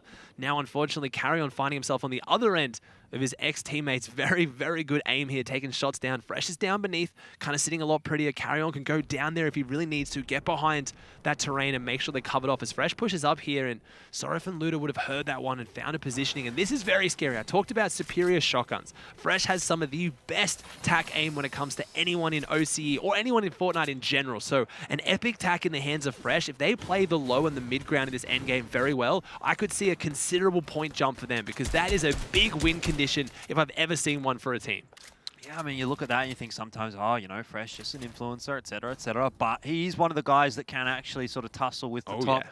I've seen him in a few tournaments here in Oceania, and he's always been actually up towards the top end of things, even in contention to win a few of them that we've cast. So I think he's definitely someone to keep an eye on, and alongside Carry-On as well, who's definitely a very solid player. So I wouldn't be counting those two out, although they didn't actually have the greatest of game ones. I'm just having a bit of a look down the current standings, and they are also only able to get 2 elims last game, didn't get any placement points. So not the start that you would like. Obviously, you'd want to be playing from the front. Can't always have what we want, though, can we? So they'll have to do a bit of hard work in game 2. Game 3 probably starts to become the cutoff. Like, if you haven't worked out, you know, a decent lead at least out of the games, game 1 and 2. By game 3, it's like, okay, well, this is do or die for us. Yeah, definitely going to be that situation here, as this zone just kind of keeps pulling more towards the middle, but a bridge zone. It's quite exciting to see. You don't see too many of them. If you get rotating zones going across the bridge, I think in all the Fortnite I've casted, I've only ever casted one, and it's that memorable to me because it is quite an exciting endgame.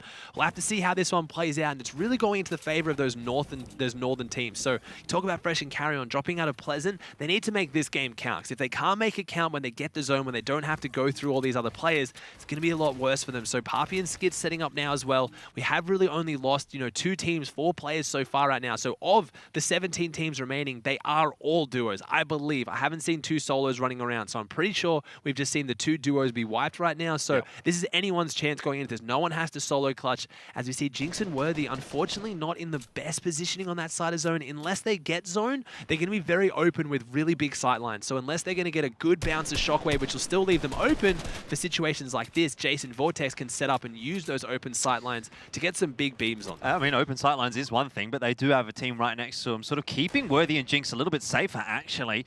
As I say that, again, speaking of Caster Curse, maybe Jinx not too happy to cop those shots from Basil and Swirl God, but Jinx and Worthy have actually managed to get across the river. So that's already mission successful, at least in that respect. They'll have a little bit more of a rotate to go. Jarlin actually gets knocked down by Repulse, and you have spoken about the aggression from Repulse. He's alongside Steve-O right now. It looks like that might well be the end of Jarlin.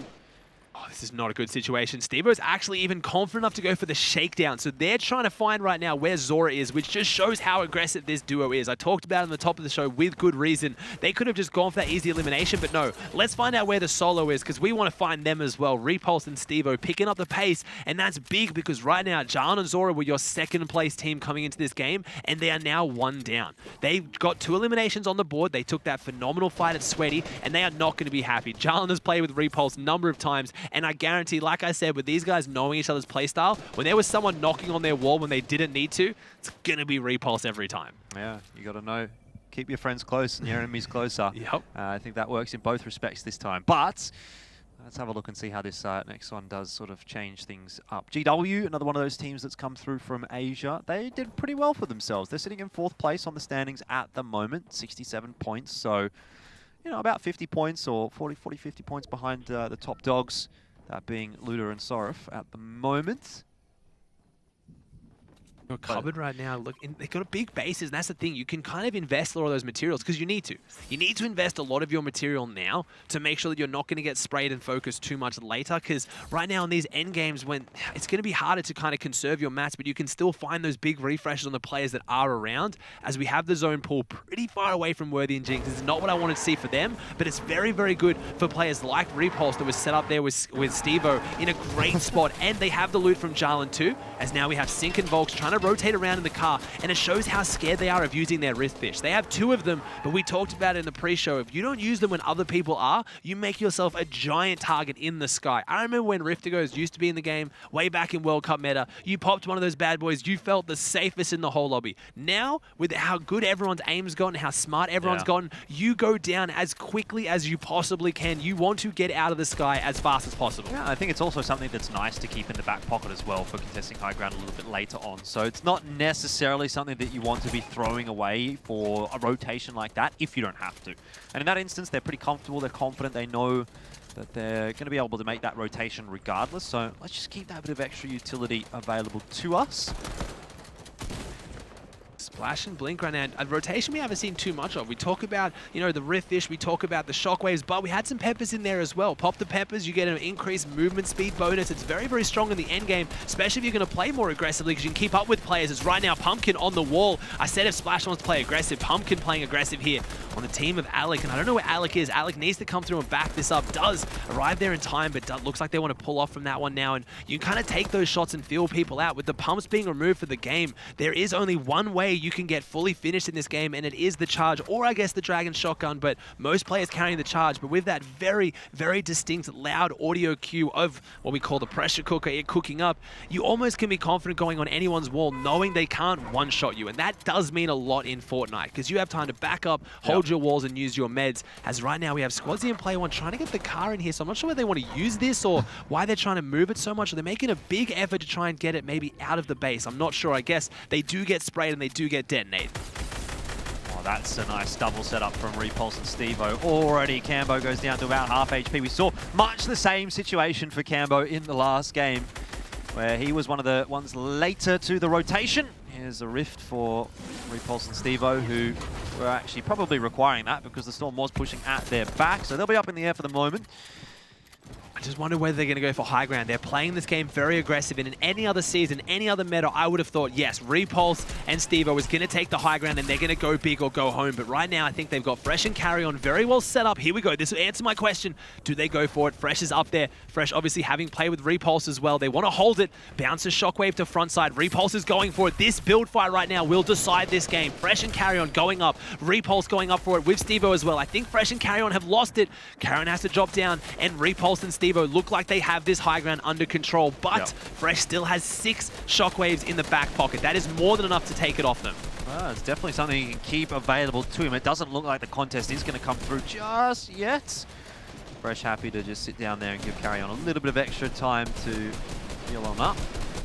All I'm noticing in the feed right now is a story of Asia. It's just the Asia teams dropping elimination after elimination right now. So we've been doing a lot of the focus on A and Z. I've seen it, and we do. We have Hoodjay and Sinnoh on the high ground. This is a story of Asia's. Hoodjay falls, though, gets sprayed out there. And I don't know who it was. It was Fresh that took down Hoodjay there. So, again, I'm talking about the story of Asia now. OCE firing back, but Fresh is a solo, has 6 Shockwaves, has that epic tack, so do not count him out. But Stevo and Repulse fighting for the high ground, and then Fresh goes up for it, comes up with that tack, puts it to use against Stevo, but at that range it won't do a lot. But honestly, the play from Fresh right now is trying to Shockwave up and potentially Shockwave off Stevo, because Repulse and Stevo are playing this one very, very high. Yeah, definitely not going to be counting Fresh out. He's someone that I've seen multiple times, even as the solo, in duos, even in squads, doing some pretty crazy stuff in the late game, and that well could be a factor here too. Squadsy and Player One from Thailand are a little bit of work in as well, but Repulse now starting to have a contest. It's Volks up there on the high ground with him.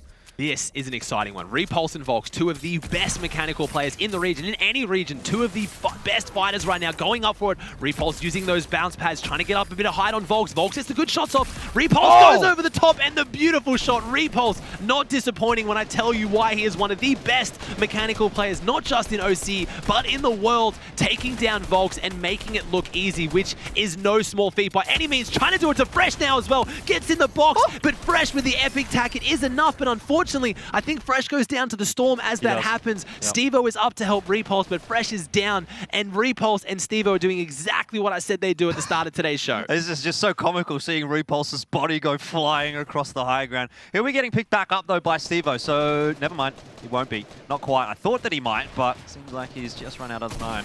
I think trying to keep the loot close as well. Pass the body forward. Let it go down in Storm where you can get the loot. Stevo goes up now. Now Stevo has 5 of the floppers right now. So that is 5 amounts of white meds right now. They give 40 each. That is big, big heals. So Stevo can try to play this one as a solo. Go for the heal off as Papi and Skits go for the late high ground retake like we talked about. But so far, unless I can see it from Skits, they don't have the white heals. They don't have the meds. You can have all the shields you want, but if Storm closes out, it's not going for your shield. It's going for your health, and that's where floppers are king.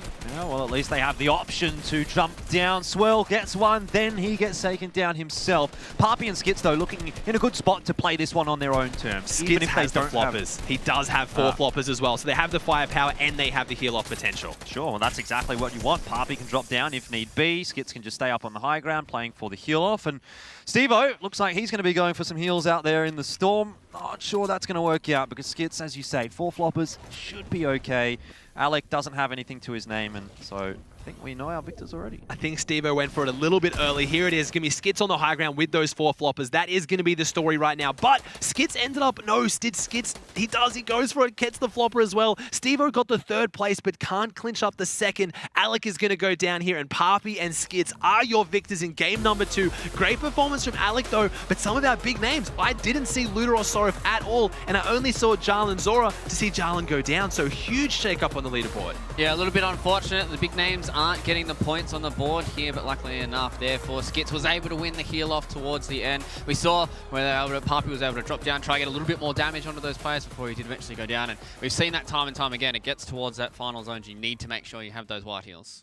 You say unfortunate, Luke. I say great, because that's going to give us a bit of a closer, tighter finish, and that's really what you want at the end of the day as a viewer. You know, I'm not going to say so much for the players. I think they'll want to be leading from the front, but for us as a viewer, we want to be going into that final game with maybe a 30, 40-point deficit for first and second, and then we can have a bit of a discussion about who might be able to come away with the win off of the back of this game. I mean, Fortnite's been notorious for having those moments, right? Everyone knows Solo World Cup, the Booger moment. He got the lead in game 1 and did not lose it for the whole tournament. Great for him, fantastic, awesome. But as a viewer, last game was kind of like a victory lap. You never want to see that. I want to see it go close. I love Luda, I love Sorov, Jarl, and Zora, good friends, but kind of want him to go down as well. And that's where this kind of volatile format that we've got here with the massive amount of points that you can get for a Victory Royale in combination with those eliminations can make these storylines, right? We've seen different victors across match 1 and match 2, and now with only 3 matches left, there still is a lot of points up for offer for a lot of these players as well, and it doesn't feel like it's going to be closed out until we do have that final match in the books. Yeah, I'm actually quite interested to see where the standings do end up after this game, because there was a few teams that we didn't actually see too much from in game 1 being able to put in good games here for game 2.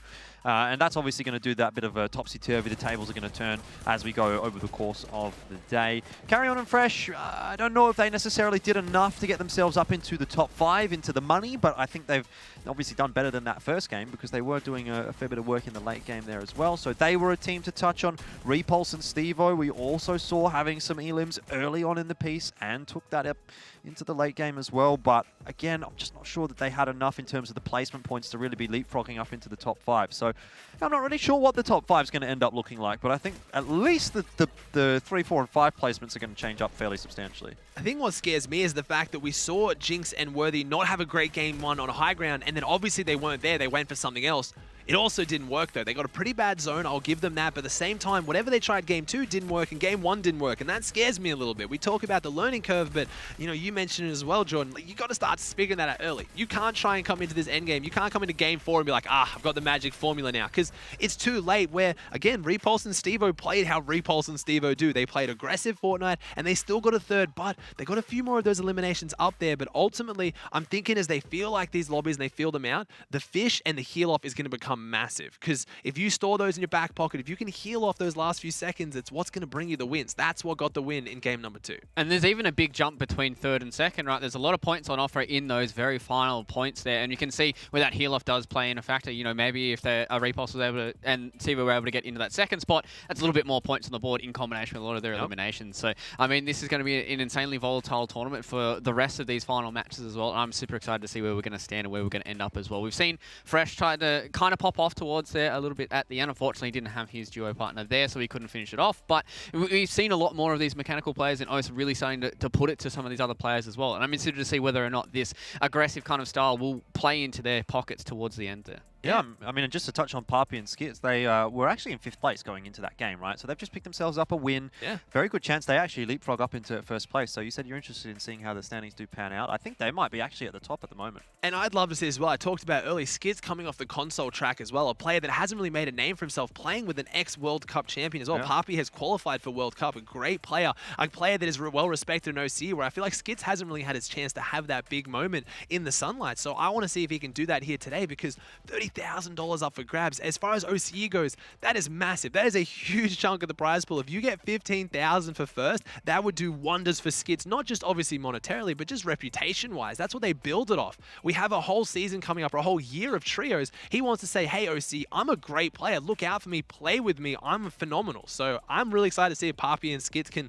jump up there and maybe hold it. Especially with some of the names that are floating around this lobby as well, right? We touched on it at the start with some of those duos. There's some big names in Fortnite that are sitting in this lobby right now, and if you're able to get on top of some of those guys, maybe outplay them every so often, there's still a couple matches for him to do that. And that's where he can really start to put his name on top of it. But it's getting to that point now where, you know, 2 matches deep, this is where we start to kind of cut everybody out here. We're going to be able to carve out that top 10. There will be, you know, this next match, this 3rd match will kind of determine whether or not teams are in the running for even that, you know, that top 5 slot. Yeah, I think you can give the first 2 games, you can sort of be like, okay, that's fair enough. But it's at that point on game 3, if you've not performed in game 1 and game 2, and again, you don't perform in game 3, where you start to think, I just don't have enough time to catch up anymore. We were doing the maths a little bit earlier, 300 points or so, maybe deficit after the first couple of games.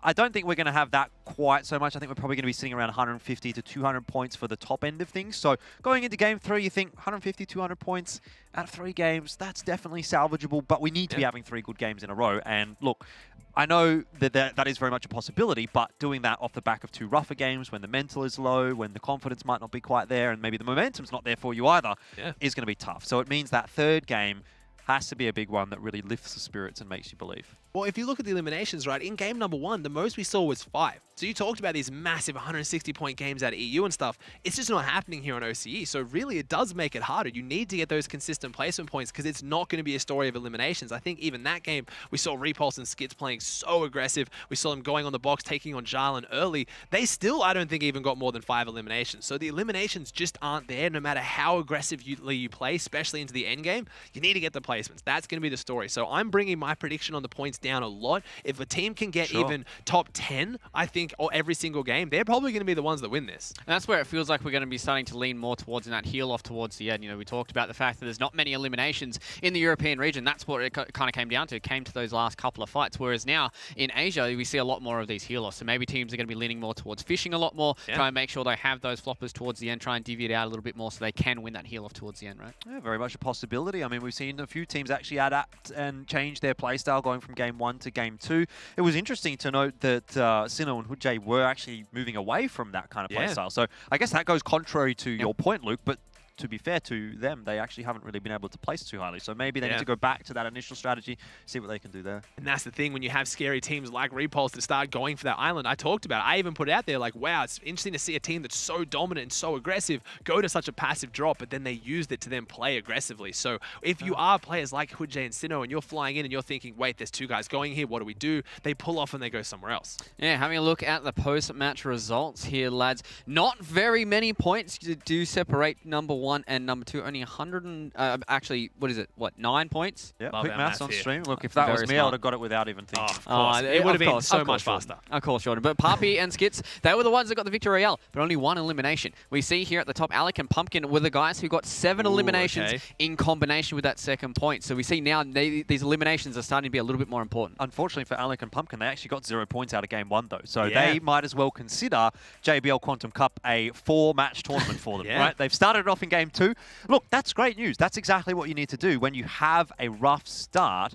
But you'll see overall in the standings, it actually only gets them up into 6th. And it is indeed Papi and Skits. Great prediction, by the way. Up in 1st place overall on the standings. It's not by a huge margin, though, right? They've still got a bit of catching up to do in terms of, I guess, it's weird to say that, right? Catching up to do. But I think if they're going to feel comfortable going into these later games, they're going to have a little bit of a look towards more of a lead than maybe 9 points, I'd say. Yeah, and it's very interesting to see, though. So Papi and Skits up there right now as well. Basil and Swirl having a very good performance, and it's quite a tight leaderboard. So again, as far as what we wanted, it's definitely there right now. That top 3 is very, very close. Even top 4, then it starts to kind of clear off a little bit towards those players. And again, it becomes a story of, like you said just then, Jordan, 5, 6, and well, not 7 so much, but I guess it's 7. They had big games. They've had 1 big game. So 5, 6, 7, 8 really have had 1 big game. They haven't had 2 good games to link it all together. And we can see here towards the lower end of the standings, a few single-digit points for a lot of these teams. You guys touched on it, Jinx and Worthy. Fortunately, they got 0 points in that last match as well. And they started off with an 8th. So, you know, you talked about, Jordan, the fact that this feels like a 4-match tournament for some of these teams. Right now, Jinx and Worthy, they've only got 3 matches left to go, and they've got a lot of points they've got to catch up. Definitely. I mean, you were asking me last game, after the last game, who I thought needed to sort of step up a little bit, and I think that storyline now is reinforced actually for Jinx and Worthy because they're down in 14th place, and if you come in saying they're supposed to be one of the strongest teams in the lobby, then they definitely aren't quite there at the moment. Jinx is the only player in the world that has 3 FNCS championship titles. Like, it's not like a lot of people debate in every esports title, right? Who's the best? What's the best? Jinx is the best player in OCE, hands down, just because of that facet alone, let alone the best player potentially in the world with that. Again, you talk about how hard it is on different regions, but severely underperforming here today, and I'm happy to say that. They would not disagree either. But again, we'll see. Maybe they're trying to figure it out. I don't really know how they're going to play it. Yeah, well, we still got 3 matches left here for the Asian region of Fortnite in the JBL Quantum Cup, but it's break time for us here in the studio. That means about 5 minutes until we head into match number 3 here for the JBL Quantum Cup.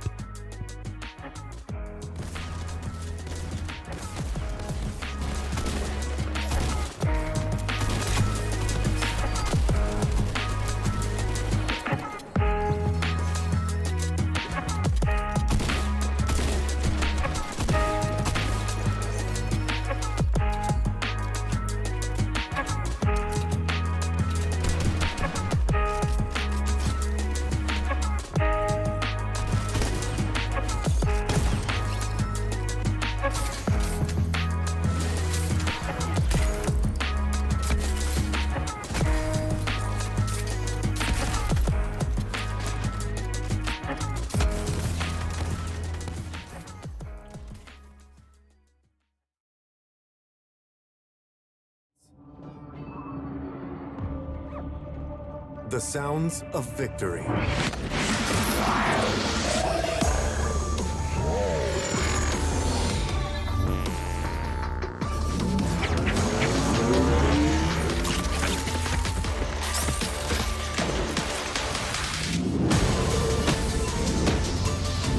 JBL Quantum Gaming headsets.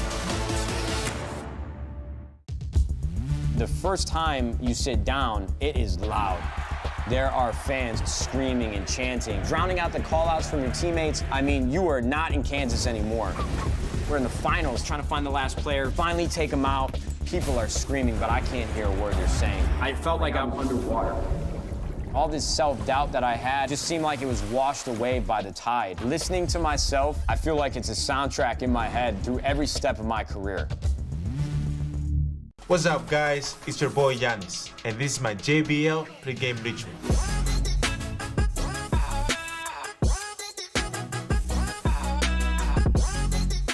Catch Z's so you don't catch L's.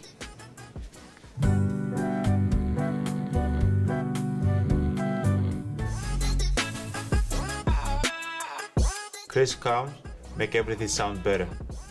Knock knock.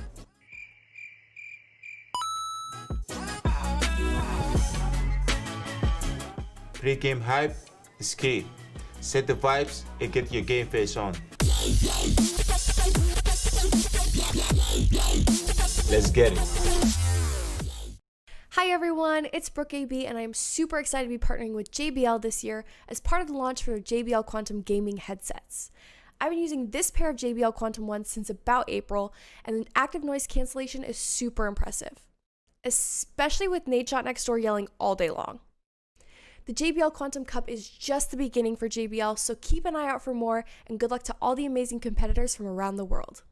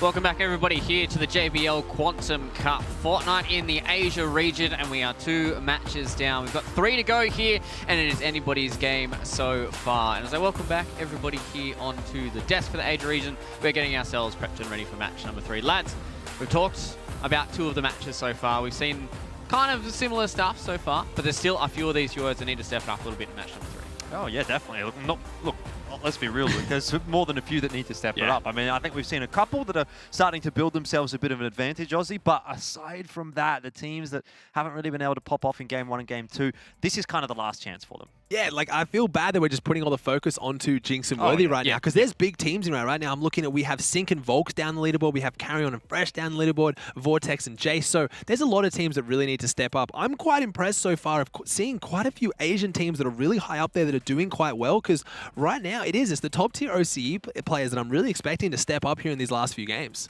Yeah, it really does feel like that match 3 is kind of the cutoff, right? If you haven't performed in the first 2, all right, you've still got 3 more to go. You've got the majority of it to go. But if this third one works out the same way it has for Jinx and Worthy, then I'd imagine that's basically quits for them right now. You know, they can't finish off the tournament getting so many points unless they do have a big, you know, pop-off game where we've seen a lot of those points do come through. You know, it is doable, but it goes into that situation where mentally you might have checked out at that point. Yeah, and it's really scary because if you're a top-tier team at that point, if you're in your first, second place, you have to avoid them because you're going to very quickly know who are the good teams who haven't really done the best in the games before it, and they are hunting eliminations. They're going to force them so much more than we've already seen. All right, lads, we are getting ready for match number 3 here. Let's see if the hunt is on for Jinx and Worthy or whether or not they're going to go out with another big donut.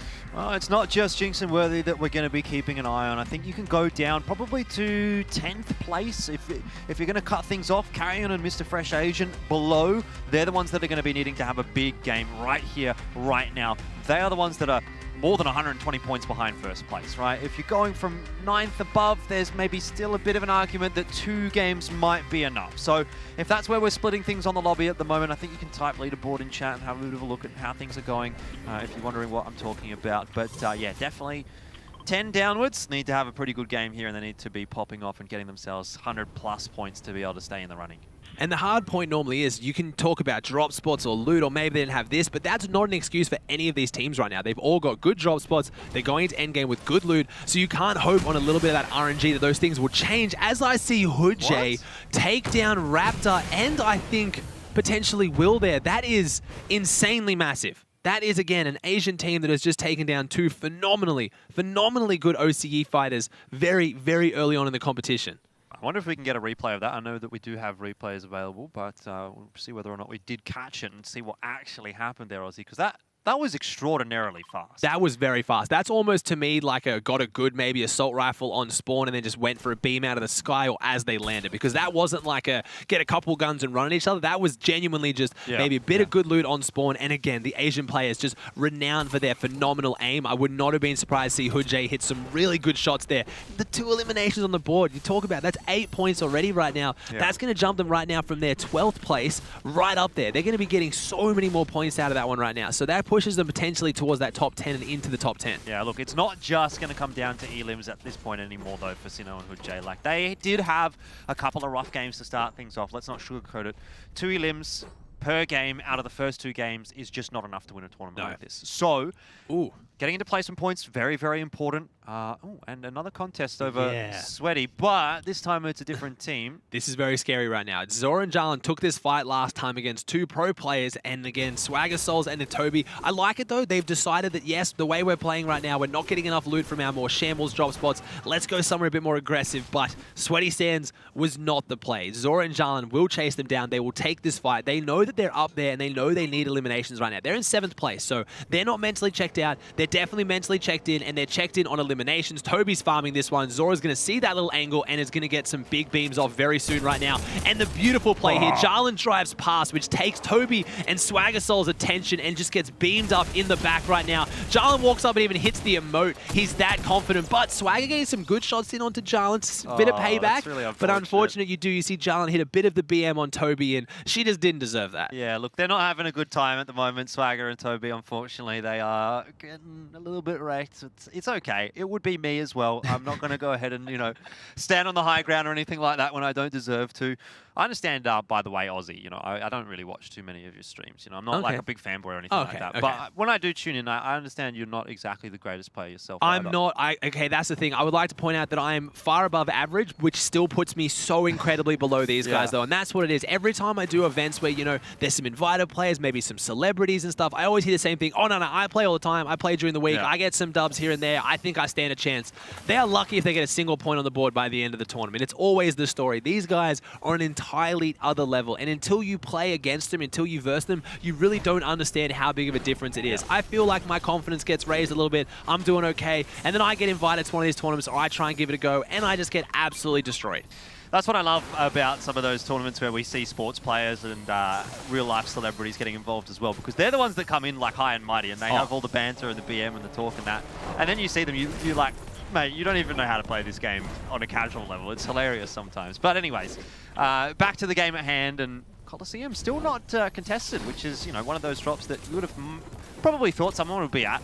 Not today, though. Yeah, you can push your way into it late. Again, I talk about these central drops being probably very, very strong to rotate out of, but I'm pretty sure Carry On and Fresh here have figured out the winning formula. They don't split up between Pleasant and Salty Towers because they're concerned that maybe someone would split up and drop on them.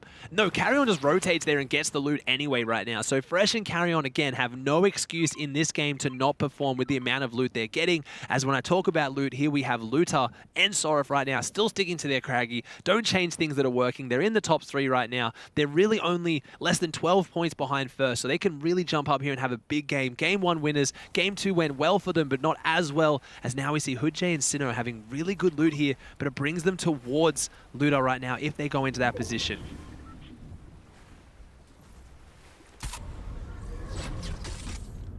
Nothing too crazy going on at the moment. It's interesting that Sinnoh and Hoodjay have been rotating their drop locations a little bit, but look, they've got to make it work. They've got to make it work here in game number 3. I'd like to keep an eye on Hoodjay, and you know, there's a few other teams that are sort of sitting around that mark. We've talked about Zink and Volks a little bit today. We've talked about Jinx and Worthy, certainly a lot. Cambo and Jesse. I mean, you just go down the list and you think any one of these teams at the moment has to have one of those big games right here, right now. It needs to be something like 100 plus, even up to 130. I think I would be a little bit more conservative in my estimates, and as we see this lobby starting to play out a little bit more, it seems like the top end in terms of points from an individual game might now be like 100 to 110 points as opposed to 130, just because there's less eliminations to go around in general, so you're not being able to pick up quite as many points that way. So that will have to probably factor into our discussions a little bit later on when we're thinking about which teams we will cut off from the list and say, well, there's just no chance they're coming back anymore. And there's a lack of mobility in this season to try and move around in the early and mid game too, to try and find those eliminations. Everyone's spread out really, really far. You can't just have that insane game where, you know, you leave it all out there and you charge at everyone you can see, because they're also spread out. Jinx and Worthy might be in that mindset right now. Okay, let's push at everyone we can see right now. There's no one. There's no one anywhere near them on the map, not even close to them in a few of those POIs. As Fresh, not having used this shield yet, I'm guessing maybe trying to hold on to that to find a slurp truck. There now are 3 of them near Salty Towers. One of the biggest strengths of Salty Towers right now are these slurp trucks, which means instead of using 2 of those big pots or potentially all of the chug splashes, now gets to hold on to all of them. And just that confident again, like I said, there's not that many people around you. He can rotate with no shield to this point, feeling comfortable.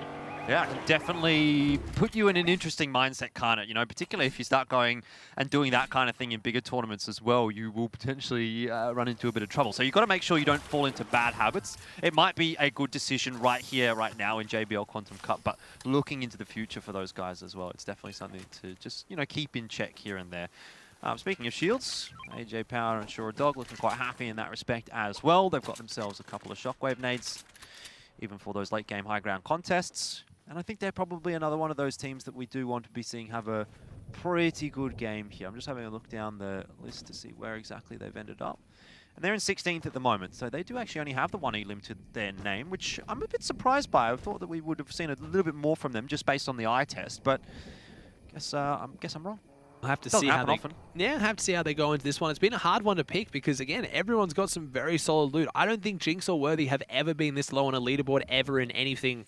Ever. It's just incredible right now. But coming into the show, I feel like, again, we were able to see a lot of the trends we knew would play out. I knew high ground wasn't going to go that well. I knew it was going to be harder to find these eliminations. So I have to imagine that Jinx and Worthy knew that as well. They are smart players. I'm not going to try and pretend just because I watch this much Fortnite that I know more about them than them. They're phenomenal players as Splash and Blink go up for this fight right now. And it is Carry On and Fresh, a very scary team to be fighting in this situation. And right there, they go down. Fresh is at full health. Carry On with this finish is going to go back up to 174. And this is very, very scary scary for this team, but we have a third party coming in, we have squads in, we have player one taking the shots. Our Thailand contingent, as you touched on earlier, and Splash gets the shockwave out, but do you go straight back into the path of the opponent, straight into the path of the boat? And I think they're leaving, but no, they hit white tags there. They know this player is in dire straits right now. Fresh and Carry On push in as well. Splasher goes down here, so they trade one apiece, and let's see if they're comfortable splitting. I don't think they're going to take this fight. They're both in Storm. They're setting up, watching each other, figuring it out, but no, they're both going to rotate, and they're happy with their 4 points each. Yeah, I think that's fair enough as well. Get yourself out of that rougher situation.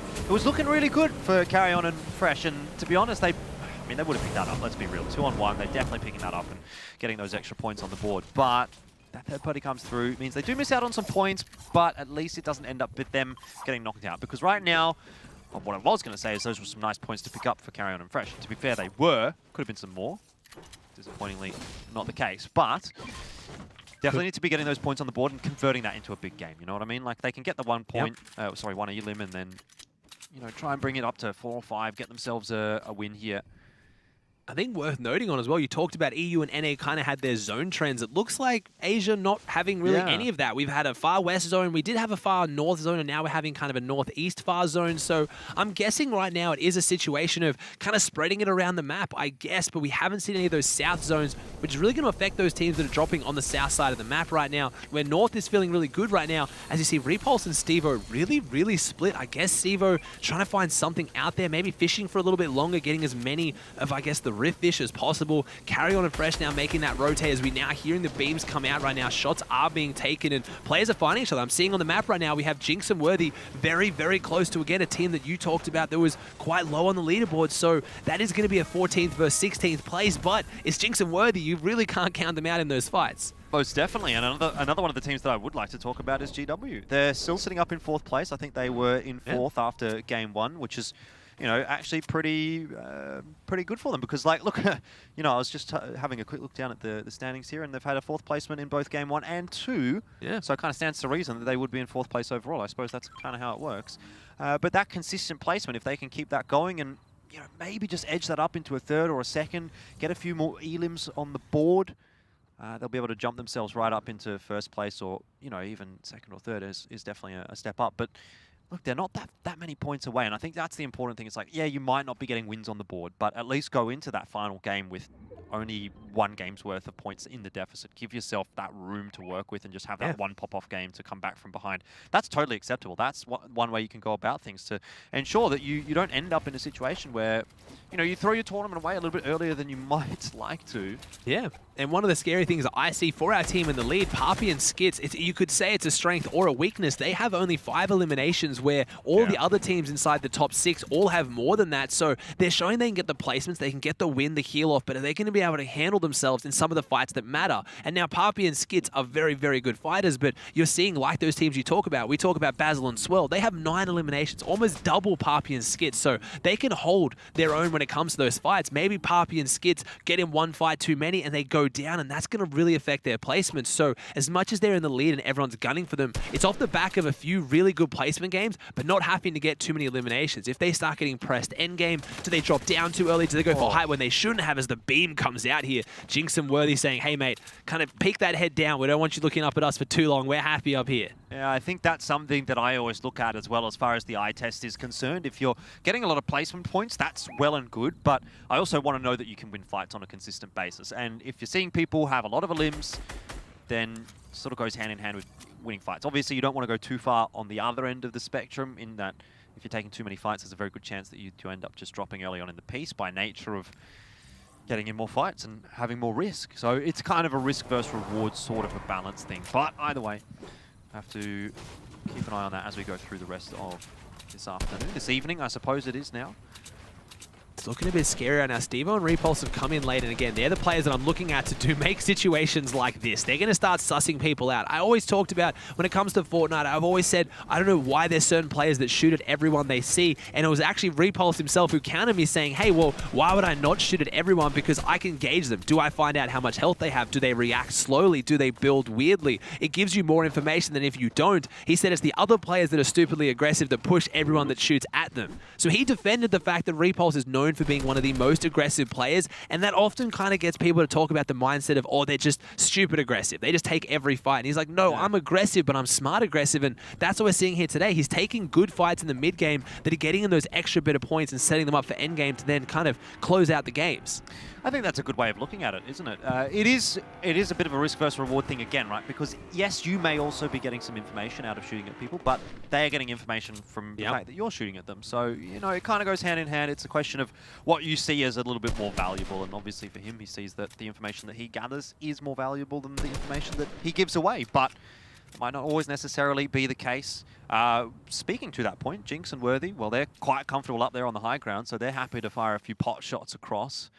How are they going to get in? I'm scared for that one. They can't take the zip line. It's going to leave them way too exposed. They've got the rift in the back pocket, but again, we've talked about rifting this early and this exposed. I guess there it is. I think they hit a bouncer shockwave, or it looks like just a bouncer to get off there. And now they're going to push forward, and maybe that's why Worthy was taking these shots, these pot shots again, like you said, just kind of feeling out who's in front of them, because here we do have our Short Dog team, and Jinx and Worthy going aggressive. They're looking for a box fire now. They've felt out this team, and I think they've identified they're not very strong. Tried to take the wall here, and again, if Worthy can take your wall on his 60 ping, I think he's identified this is an Asian team right now and he wants to push forward into it. So we'll see how they play this one. And again, you look on the minimap in the bottom right, there's not too many eyes on them. This is actually a really good spot to take that fight, as there it is. Worthy missing more shots than Worthy actually normally does. With the bouncer shockwave coming out, that leaves you very exposed as you go through the sky. As now Worthy and Jinx might keep pushing that team. I'm not really sure. They've definitely felt them out and found out that team is lacking.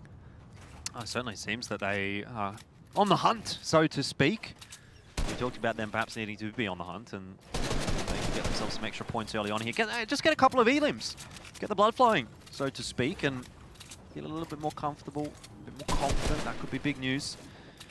Do slow things down, but they, you know, it doesn't scream that they're going to bunker down to me. This setup that they've got at the moment, they are more than happy to just keep putting a bit of that pressure back onto Shora and AJ Power.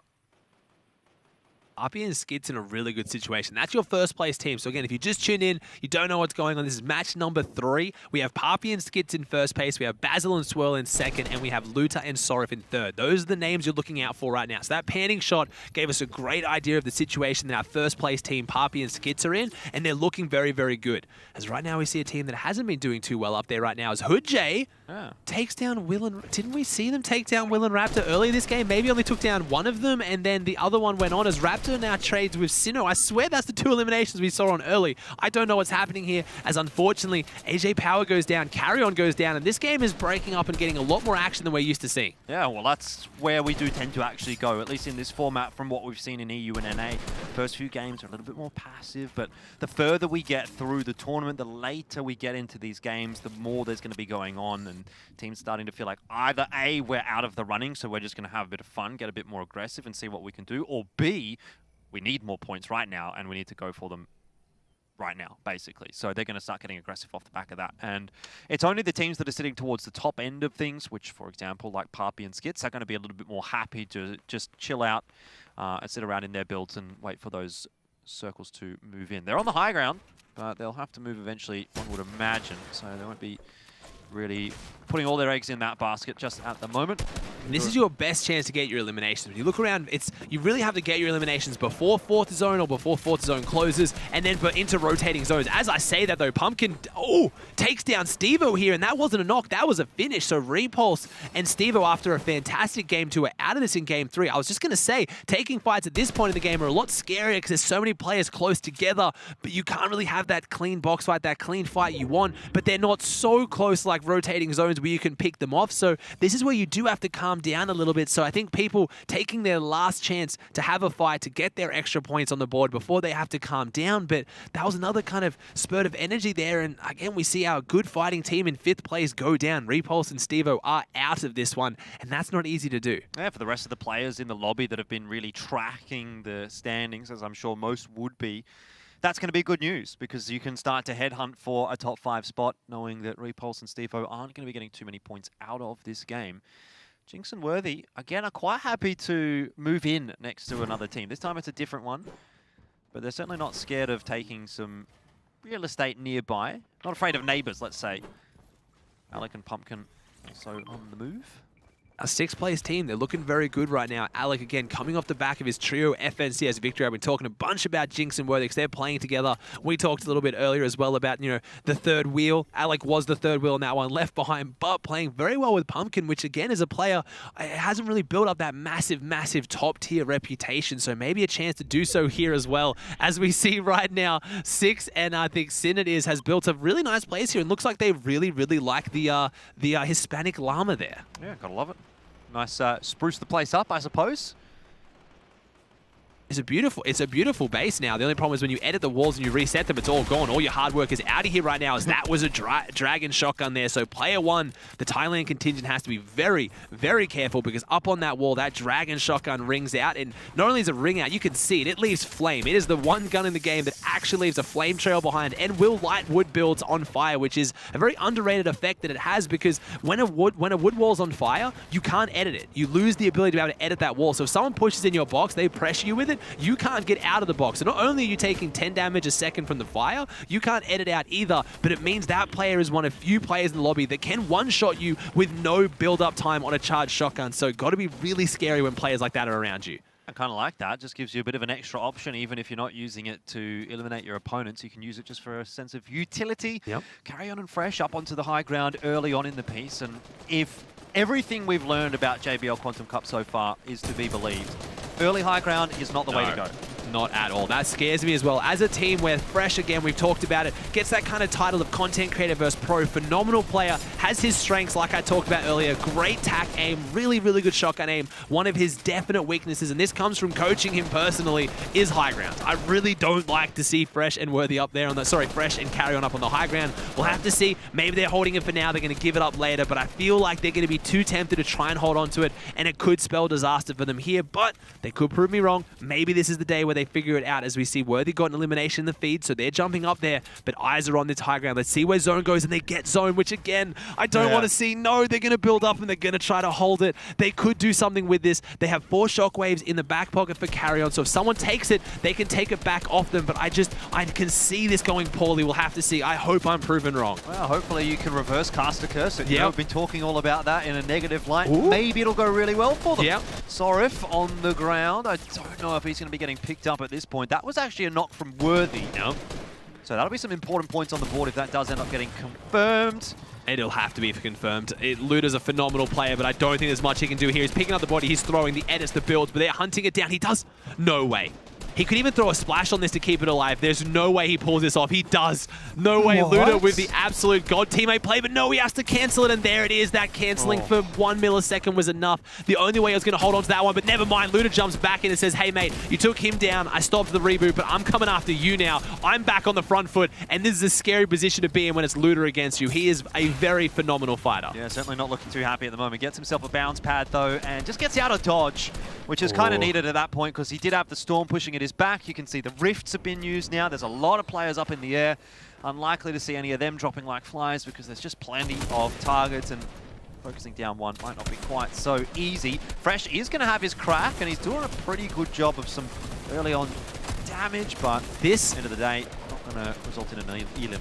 This was a good zone actually, Fresh and Karen to take high ground. I was scared of them to take high ground, but you see how it's gone up this mountain, so the high ground isn't that high. It's not that scary. Everyone's making their way from beneath, and now Carry On doing a good job to jump up on top of the mountain. I've changed my opinion now because this zone going up the mountain has played very well into Carry On and Fresh's hands because no one's had the time and the breathing room to try to go for high ground. They haven't been able to shockwave up and take it because they've been so focused on just getting on top of this mountain. So I take it all back. Fresh and Carry On in a great position now, but it looks like everything's high and dry. Everything's clear. There are still 14 teams alive, 23 players. No one has gained placement yet. So if someone in this lobby wants to take high ground, they can play spoiler. But at this point, there it is. Volks lands on it. This is where it's going to matter. And there it is. Volks beams up Fresh. Now I take it back again. This is looking scary, but Volks is on the high ground. Sync jumps on Carry On's head. The damage comes out. And again, I don't know if I've cursed them. I reverse cursed them. They could potentially be going down here without placements. And Volks and Sync have taken the high ground. Yeah, you can see Fresh desperately trying to get back up. A couple of times he's tried to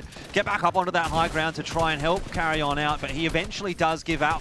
He says, Carry On, you're on your own, mate. Luckily, in the end, Carry On actually gets down. I guess you look at that and you say, that's actually not a bad result for Carry On and Fresh. Considering how low Carry On is, you would have thought there was a good chance one or two of them or both of them really just get knocked out of this game. But they're still alive. They're on the low ground now, but they can still play the game out. If they need to get a big impact very soon, they need a refresh right now. Here we go. We have Basil on the wall right now, trying to get onto Luda, who he knows a solo. Good edit, but only a 22 tag with that green tag. The fight's breaking out here. We're following the mid-ground and low-ground teams, and I love it for this action right now as Worthy takes down Fresh. Fresh didn't get inside the placement points, but I don't know whether Carry On did. High ground did spell disaster for that team, and unfortunately, they needed a big performance as right now, we have Luda needing to hold on because his team is in third place. He needs to hold on to this. He needs to stay in the lead and get big points for his team. Well, it was Sink and Fish that actually knocked them off of the high ground, and they are the ones that are still maintaining control of that. Volk's a little bit more down towards the mid-ground, taking those fights, whereas Sink's quite happy to sit up the top and pepper a few shots down, pot shots more than anything else. Now, Volks will rejoin him. They'll set themselves up, and we're into the end game, and Jason W. Park. They're going to have to do something. Volks, this is a scary team I've used. Volks and Sink on top of your head is not going to go very well. He also, again, he has the slow fish, he has the floppers. Sink probably not going to have to go for the heal off. And you talked about the utility, Jordan. There it is. The Dragon Shotgun being used to put all those wood builds on fire. Most players often use their hard mats early, down to fire in the end. Sink does not lose these. He has the Rift Fish.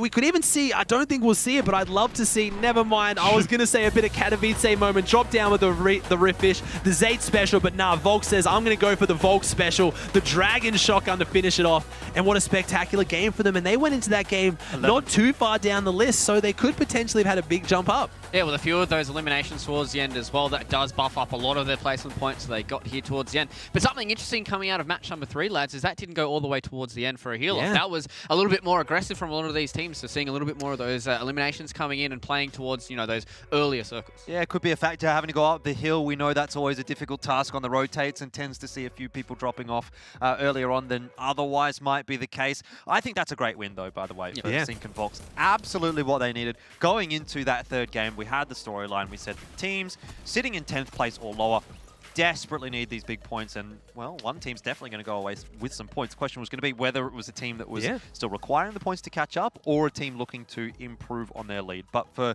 Sink and Volks, who, like we said, came in 11th place, they were only on about 40 points coming into that one. It was much required. It's obviously not going to be enough to get them up into first place, I would suggest, but either way, it'll be enough to get them into the discussion for our 2 remaining games. Yeah, it really does feel like across a lot of these matches, there's a lot of volatility when it comes to those leaderboards, and we can see even now when these results do come in for us, we talked about anywhere between that first towards 12th spot to have a shot for the title, and as we just saw now, getting a new victory royale in match number 3 means that match number 4 and 5, if they just place consistently, these guys can continue to put points on the board. Yeah, and at the same time, it's also those teams and players that are figuring out how this tournament goes. It's not just a new season meta, it's a new tournament meta. It's adapting as we go along. And again, I don't want to say I told you so, but high ground early is not the play. I kind of want to message these guys. I want them to tune in and listen, because it's not just the story of tonight's tournament. It's every region. You talked about coming into it, guys. You watched EU, you watched NA. Height early is not the play anymore. And I'm so scared to see Fresh and Carry On get that zone and then think, oh, we have it, because any other season, that is an absolute blessing. You get first rotating, you're on high ground, let's go. But no, it goes against them at this exact moment. Volks jumped onto high ground, got some good shots onto Fresh. At the exact same time, you'll now see Sink land on Carry On. Maybe miscommunication. Fresh didn't actually call out that Volks and Sinks were coming up, or at least Carry On wasn't listening, because he gets blindsided by Sink. They lose their high grounds, and they lose their grip on the game. Yeah, we saw all the way towards the end there, they had Volks on the low ground there. They eventually were able to change it up, and they got the victory royale towards the end. We said a lot of points are on offer here across a lot of these matches. A lot of those eliminations with that 90 points for first place does rocket them up there. And again, lads, we're going to talk about this for the rest of the tournament as well. Every single one of these matches is super important. Yeah. And going into match 4 and 5, they are still as important as ever, right? Yeah, exactly. I mean, it's arguably more important. Yep. I guess there's 2 schools of thoughts. The first 2 games are more important because you get yourself that lead, you get yourself that momentum, or there's the school of thought where the final couple of games are the most important ones, because in theory, those are the ones where if you don't actually make it happen, you think, oh, what if I would have just gotten 10 or 15 extra points in game 4, game 5? That last game, I might have just gotten a little bit more. I got over the line, but it's, I think, a bit more of a mental aspect in that respect, where you can obviously get those points over the course of the tournament, but you don't really think about that. It's more a recency bias if you don't quite make it, that you're thinking of what you could have done in those final few games. That kind of touches on what you were saying a little bit earlier, right, Ozzy? The fact that these guys are still trying to figure out what's really how this tournament is supposed to be played out. And we can see now towards a lot of these matches where we are seeing a little bit of a change in play style coming in towards it. And maybe this is where these teams have finally figured it out. Took them 3 matches to get there, but they've still got 2 more to go. But that's the thing, as they figure it out now, people change. We even saw in that game, things started to get a little bit more aggressive before it even got to those rotating zones. We were talking about it. So now you've got game 4 and 5, you're leaving everything out there. You've figured it out, but it could completely change right now. You could have teams trying to just go through low and mid ground, being like, hey, there's only one team on high ground. We keep contesting that for the placement. I need the eliminations and the win. So low ground's where I'm going to go. And again, it changes. So it's hard to know. I feel like in Fortnite, you want to have the lead early because when things start to get volatile, it's always at the end of tournaments. Yeah, it's always having, those points in the bank, right, that you can rest on if you do have one of those poor games. 4 and 5, we said they're extremely important, but if you've got 200 points on the board heading in towards match number 4, if you only get 10 to 20 points, you're still feeling kind of okay with the lead that you've got, right, Jordan? So heading towards the end here, we said around about that 11th mark was where it starts to feel good for a lot of these teams. Do we start to compress that a little bit more heading towards match 4 and 5? I mean, definitely. I think we'll have to wait and see when we do get the overall placings as to what point we're going to be cutting things off here at. But in my opinion, as far as I'm concerned, I think that there is going to be a few more teams that we'll see dropping out of the contention. Again, if we're going off the maths there, it's probably 200 points, maybe the deficit that's potentially workable going into these final couple of games. But even that is like probably a little bit too much, right? You need to probably give yourself a buffer and say like, okay, maybe 150, 130 is what we're going to be able to overcome. So we'll have to wait and see, obviously, Luke, until we get to see the overall standings. Especially when it comes into that situation where, maybe that 150-point buffer is 150 points between you and them, and that means they have to get 0 points. And in a lot of these lobbies, it gets to a point where if they're placing high consistently, they're probably not going to end up with another 0-point game. Well, that's what I'm saying. It's like if you're looking at it from 200 points total, like you can probably get 100 points. If you have 2 wins in a row, you're probably getting about 200, maybe just about 220 points, something like that. So that's where the 150 points then factors in, because you're arguing, okay, well, our opponents are still going to get some points. Don't know how many, but let's give ourselves, a buffer of a decent enough game to sort of make that discrepancy up. So yeah, it's like, okay, 200 points, probably too much. 150, that's the buffer point. Well, the format also lends into that as well, because we talked about how heavy the top end placement is. You can come 11th and get nothing. So it's not just about playing consistent right now. You've got to be insanely consistent. There's other formats where you start getting the placement points early. As I say that, let's talk about some of these points. Sync and Volks, obviously on the back of that win, 102 right now. But Jinx and Worthy have their redemption. They're up there on the 69 points. But a few other teams, again, I just want to say, I feel like 2nd and 3rd, haven't seen too much from them here until now.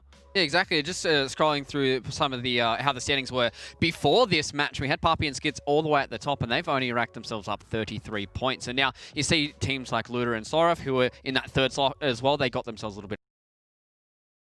Jinx as well as Worthy were also able to finally get a lot of points on the board for them. Yeah, I'm keeping an eye on Basil and Swirl as well, who came in 2nd place, and they actually only picked up 15 points. So, you talk about Papi and Skits, quote-unquote, only getting 33. Well, they've increased their lead at least over 2nd place. The question is going to be, has anyone else caught up in that respect? And Luda and Sorov have managed to, by a fairly considerable margin, I will say. They were down... Where even were they? They were in 3rd slot. They were in 3rd. They had our first game victory, and they've come back there with another consistent game. So as you see, again, not surprising in 3 games so far, the Victory Royales, 2 of them going at the top, but showing that 1 Victory Royale isn't enough. We have Sync and Volks, our winner of last game, in 7th place. So we've talked so much about this kind of point margin, but 1 win just really isn't enough right now. But you see the massive amount of points they got from that one win. It was about 110 points, and they only had 136. So you can see how these players do rocket up the standings when they do get that Victory Royale. So even towards the bottom end of these standings here, these teams can try and make that vie for that 5th slot if they have, a good Victory Royale in match 4, and then even a consistent spot in match number 5. So it's still extremely up in the air, lads, and I'm super excited to see how these final matches do go. It is interesting, isn't it, right? Because I was sort of throwing out that number about 200 points. I mean, but that might be a bit ambitious, right? Because, like, we're seeing out of 3 games, no one's even breached 200 points. So those would have to be 2 pretty damn good final games.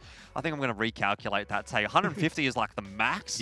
And maybe 100 points deficit is kind of the buffer mark where you're still sort of feeling like, okay, maybe we're just about in this. So that cuts a few more off. When we get that map view at the start as well, these players aren't really contested. We saw a couple of early eliminations go down there, so it's just going to lend itself to consistency for them. No one's going to take them down early. It's going to see some weird play of someone getting dropped locked on where they're in the top, and that's caused some big issues. We saw FNCS last season out of EU. We had our first place team land on second place teams. They're like, hey, if we just take them out, then we're guaranteed the win. And people got a bit funny about that, but in Battle Royales, it's open, it's out there. The information of where people dropping is there, and that's how you can play it. So unless we start seeing some of the top tier teams try to take each other out, it's a lot more consistent. They're going to at least make it off spawn, and at that point, when you're as good of a player as that and you get out of that early spawn RNG, they're going to be able to smash it. Exactly, and that's kind of what leans towards the fact that our settings haven't really blown out all too much, is because these early eliminations aren't going the way of some of these teams. They are playing more towards those placement points at the end. There's only getting a few eliminations when they do eventually get it. So we're not getting these 160, 170 point games out of these duos. We're more getting that 110 where they get that 90 point for the victory. They get a few eliminations on top. So what do you think now these teams are going to be thinking more about those eliminations in regards to the placement points as well? There is that risk versus reward, right, Jordan? Yeah, there certainly is. We've spoken a lot about that extensively over the course of the day. I think the reason we're not really seeing quite as much of a blowout as we have in other regions is just the factor of consistency hasn't quite been there to the same extent, right? We saw multiple duos in other regions getting consistent top 5 placings. It hasn't quite been to that same margin. You know, we had like a couple of teams that were like first, second. We're just not getting that today at the moment from the Asian region. So that's part of the thing. Elims are definitely going to be a factor, but like it's just such a discrepancy between placement points and elims, especially when there aren't as many elims on offer, that I don't think that can be factoring into your equation. And at the end of the day, you do give yourself just as much opportunity to get those elims if you're surviving into the late game versus if you're going for early elims anyway, right? Just time in the server gives you more of an opportunity to get more points on the board. So I think that's going to be the thing that everyone's thinking about. Yeah, well, let's see if that thought process does come to fruition here for a lot of these duos. Match number 4, there's only one left after this, so we'll leave it with the boys, the JBL Quantum Cup Asia region.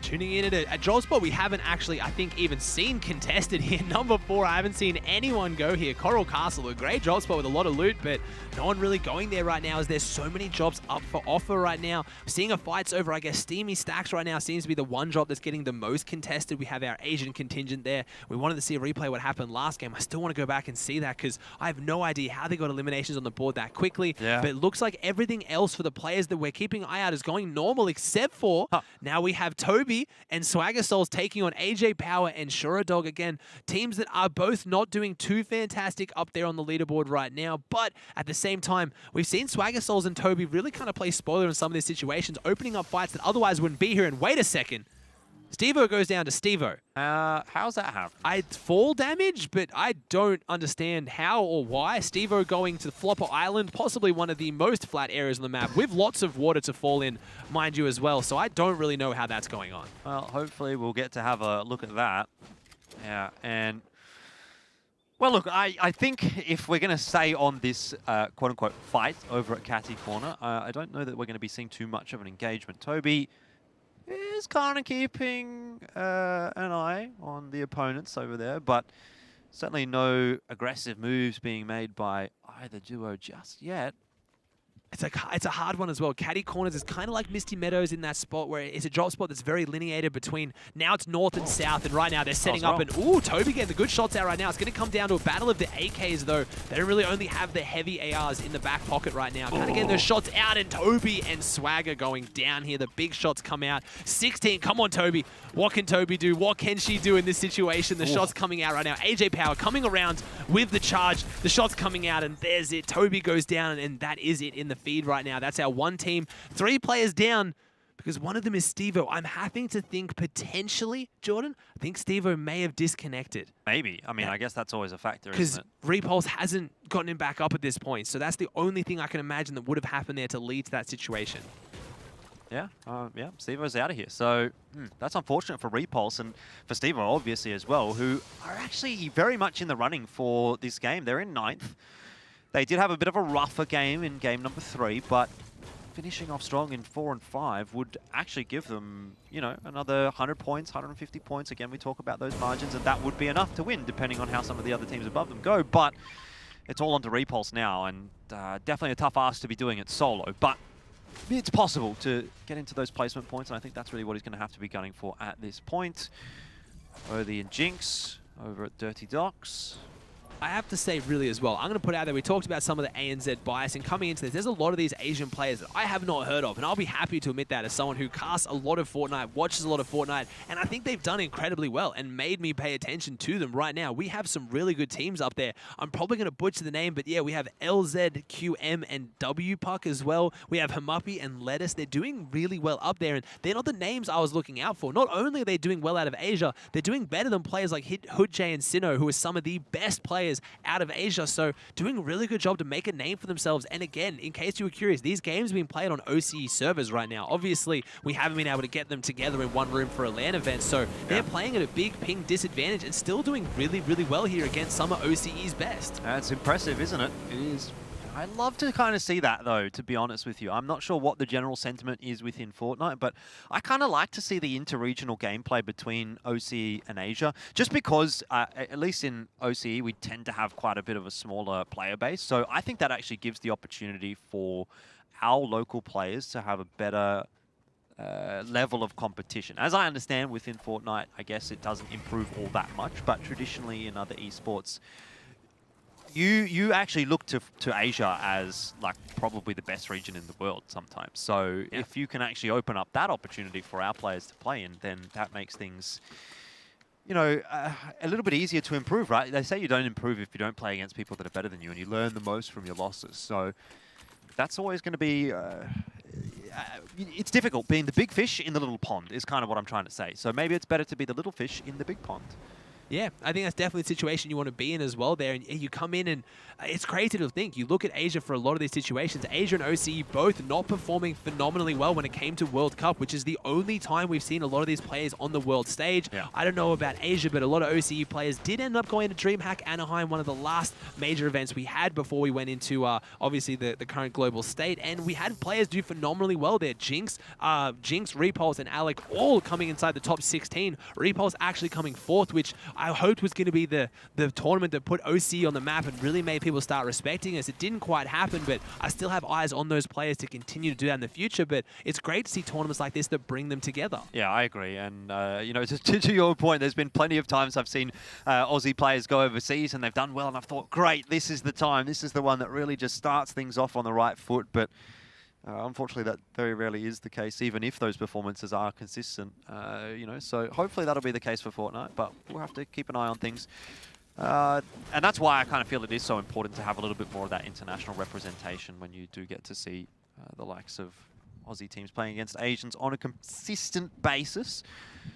This is not something that we see all that often, though, obviously, in Fortnite. Anyway, there's a heavy snipe, no bolt snipe, but it doesn't look like Volks is too interested in that one, and he's going to be investing early in the Rift. So just doing a bit of scouting, I'd say, here for Volks. Not a whole lot to see on this side of the map. You can have a look at the mini-map there, and there's really not a whole lot going on there at all.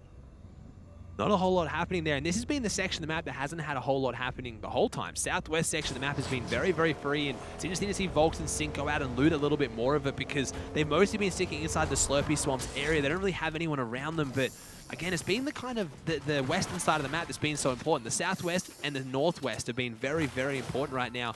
And it's interesting to see, even with massive POIs uncontested like Retail Row, we still have teams that are dropping in kind of far west, really shamble loot routes, not kind of pushing into any of those major POIs as we get our first southern zone, which could really shake things up and change things for some of those teams that haven't been getting zones before this. We've had a lot of northern zones. Doesn't matter, they've been north, northeast, northwest. We haven't seen a far south zone until now. Definitely could be a welcome change. We talk about that a lot. It's like, if you haven't been going well, it isn't necessarily as big of a factor as we might make it out to be as casters, but in any case, even that small change might be enough of a mental change to make you feel a little bit more comfortable in this game. And it's going to be required for quite a few teams. Just having a look down the standings list here at the moment and seeing who do I want to cut off. We were talking about 100-point deficit maybe being something that you can overcome, so I'm going to keep 1 to 11 in the mix. I think that's actually pretty respectable at this point. You know, 2 games to go, you've still got 11 teams potentially in the runnings.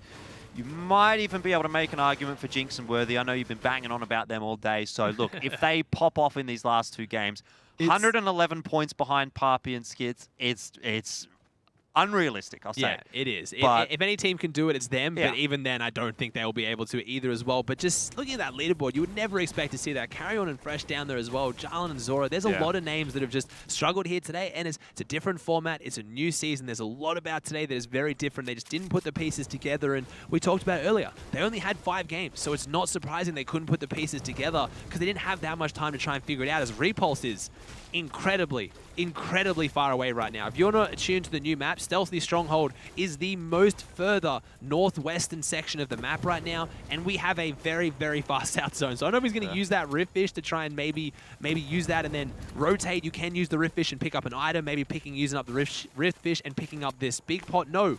Just wants to run it in, I guess. Okay, there's a very far rotate, as you can see I was just talking about. That is not a glitch on your map. That is where Repulse is right now. I mean, can he even get in at this point without any heals? He's got the floppers, and it's going to be a one-tick zone for quite a while longer, but it's ideally not the situation you want to be in. Look at that as well. Yeah, the way the zones feel right now, we're told there's no real consistency to the zones, but a lot of pro players will tell you it definitely feels like you get constant south zones. Here it is, going to pop the one, gets the assault rifle, and there it is. Repulse is making the very long journey. Yeah, we are probably going to have to check in with him in another couple of minutes, and he's probably still going to be running, but, well, in this case, flying. Yeah, that's interesting how he's got himself in that situation. He had the campfire, luckily, to keep him topped up as much as possible. But look, it's not going to be a fun game for him. Although, you know, sometimes coming in late could actually prove to be not a bad thing. Not a lot of people are going to be checking behind them later on in the game. They're going to be expecting there won't be anyone coming out from the zone, and so could get the drop on 1 or 2. Maybe being able to get a drop on someone, and if anyone's going to drop on someone, and even if they're backed against the wall, that is not what you want. You don't want a Repulse that's been pinned up against the wall, up against your wall, because he will make you pay for it, and even if he can't eliminate you, he's going to do a lot of damage before he goes down, and that's the good thing about the new season right now. You do have a lot of rotation around the center of the map. You do have these crystals. You have the 0-point crystal effect, where you can pretty much keep almost like teleporting, as you can see now, by just double pressing space. You can also rotate through the sand very quickly, but I do believe the 0 point's faster, and also allows you to do this as you go. Repulse trying to fish up some extra meds. Gonna have to use that flopper pretty soon. And 4, 3, and ooh, he just gets in right now. But Zone's gonna start moving another 30 seconds. I don't know what he's waiting for. Maybe bandages, like as we see, or maybe gonna try and find that med kit. And it's going to be a rough one for Repulse, but he might be able to do that. That's why Duos is such a fun game mode, though, because Trios, it's so hard to solo clutch up. Duos, it's possible. It's just very hard. It's funny you say Duos, because for Repulse, it's not a Duos at the moment. He's lost Steve-O, which was unfortunate at the start of the game. I think we'd be seeing a very different kind of rotate coming in from them if Steve-O was still there. So I'd say Repulse has just changed up his strategies, adapting to the fact that he is a solo, trying to fly under the radar a little bit here into game number 4, and hoping that he'll be able to just keep those points ticking over. I'd say you get yourself 20, 30 points out of this one here, Repulse, and you've probably done well enough to go into that final game, assuming we get Steve-O back in, and be able to at least still challenge for first place. I think that's what's going to be really important. It's going to be important. I think you touched on the perfect wording there as well, flying under the radar. Because when you're a solo, that's what you need to do. You need to stay under the radar. If you're trying to kind of make that rotate, you're going to get caught out. People are going to see you, and they're going to know you're a solo. And right now, coming into the final few games, when people need their eliminations, you're going to be seen as an easy one, and they're going to come after you. As we have a lot of teams taking really good positions up here, and this is going to be the first end game we see that might have a really difficult mountain. We saw that last one. Fresh and Carry On took the high ground. It went up like a bit of a mountain. I want to call it a hill in comparison to this area of the map. That southeastern section around Misty, around Caddy Corners, has some of the most unforgiving mountains. If any of you guys have watched any of the official broadcasts, you know as Sundown coins that Old Man Mountain will take his toll. And in these areas of the map, that is definitely what happens. Saw a little bit of that last game as well, right, with that end rotation. This is an interesting team to keep an eye on, Luda and Sorif, because they are only 6 points behind first place. It's nice to see them fairly happy, comfortable in the center. Volks and Sync, well, they're one of the teams that did a very good job last game, coming in first place. They started off with an 8th place as well, so they've had an okay start to the tournament. But it's these last 2 games that are really going to make or break the finish for them. 7th place at the moment. They got themselves into that position with their good first place win, but they need a bit more of that consistency. And that's the kind of thing where you are at a deficit. You need to start thinking about the long game and making sure that you're able to turn it on right at the end.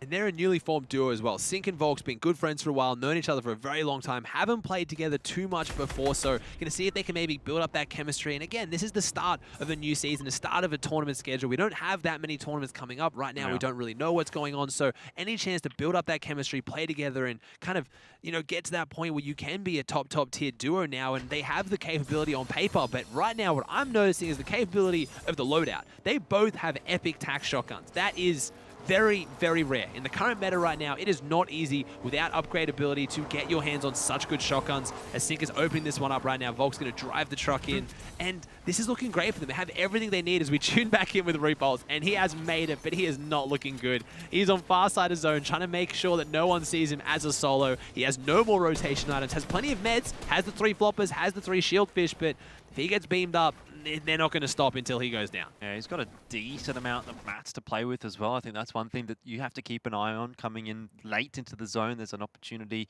for him if he just starts to get boxed up, maybe to survive long enough to get into the placement points. And that'll be the aim of the game for him.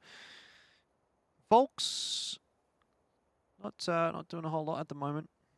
AJ Power and Shora Dog a little bit lower down the hill, and Repulse has been spotted. I think he's aware of it now that Jarlin's fired that shot off, and this is where life gets a bit difficult.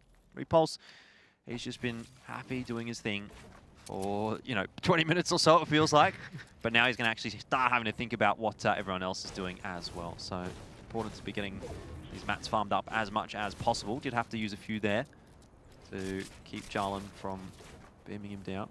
With these kind of lobbies, 15 teams alive, 29 players. He's got to be careful because if he finds himself out in the open, we talked about sight lines, this zone isn't too bad if he can get through this next little bit of the rotate, because that's where the mounds will start to give him some cover. Misty Meadows has the houses, but he has to get in there. He can't be playing out here on the edges because he'll get noticed. All the sight lines will be opened up, and if there's more than one team, even potentially just one team who has eyes on him, they can just keep spraying until he goes down. And interestingly, he still has not chosen to use the floppers. Maybe again, hoping he finds some bandages, maybe some med kits inside Misty here. Could be kind of pushing for a campfire. There's not too many around here in this location, but he's still choosing to hold on to those floppers right now, even though he's only on 17 health. They would potentially get him up to 100 and 100, but the main thing in Fortnite is keep your shield topped up, because when someone hears or sees a shield crack, that's when they're going to focus you. Yep. They're going to assume that if he has shield, he has health too, because it's very rare that someone's been rotating in zone for 10 minutes of the game. I guess there is a certain point where you do just have to play that risk versus reward play style, right? The reward of keeping those floppers for the later on in the game might actually pay off. And when you're a solo, you've been playing solo since the start of the round, you probably do need to be taking a couple of risks if you're going to get a whole lot out of this game. So I don't mind it. Definitely keen to keep an eye on Repulse though, as we do jump back over to GW. They were in 4th place, if you remember, out of game 2, but things seem to have fallen off just a little bit for them, down into 6th now. So they had a 4th, and then a 15th. And they'll hope to be going back to the former placement, or perhaps even better in this one. But they're still within the discussion for a top placing in JBL Quantum Cup, should they get a win here, or even in the next game. I've got eyes on Looter and Sorif right now as well. I feel like their points haven't done it as much. They got the win in game 1, and then they got a 6th and a 6th. That's 6th place right now in these lobbies has been like 10 seconds is the difference between 2nd and 3rd sometimes at that point right now. It's crazy when you look at Fortnite, how big of a difference those last few placements make as far as points, and how easy it is. You just come around a corner, you edit one different wall, you drop down one different layer, and that's the difference between a 6th place and a 2nd, or potentially a 1st. And that's where the points go big. So being only 6 points behind 1st with that placement, when again you look at Papi and Skits, though, a 5th and a 1st and a 7th. So very similar there for both those teams. Well, it's particularly a good talking point because you consider that Papi and Skits, they were 7th in game 3.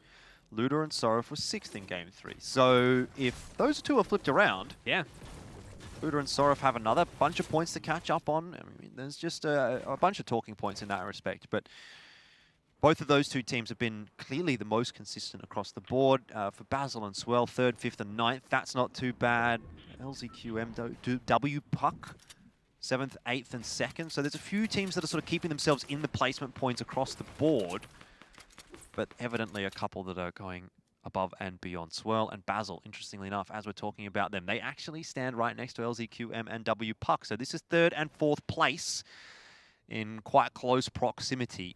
We definitely don't want to be seeing them get into an early engagement against one another. Otherwise, we might be seeing one drop off quite substantially in this game. Sometimes quite exciting though, and that's how Battle Royales are so massive, Fortnite included, where if you're in one of the teams that's in the top 5 and you then fight another team in the top 5, it's just the potential, it's the net loss of those points the other team loses, not just what you gain to jump you above them, because we talked about how this placement format is very top heavy with that top 10, but again, the money only comes in at 5th, and even then, I think it was first place was what, 15,000 and second is 6,000, so that is such a big jump. You're not even playing for top 3, you are playing for first in this tournament through and through, so if you can take down another team around that top 5, that's the difference between thousands of dollars here. I kind of like that, you know, it's it's like go hard or go home. Yeah. You got to be all in.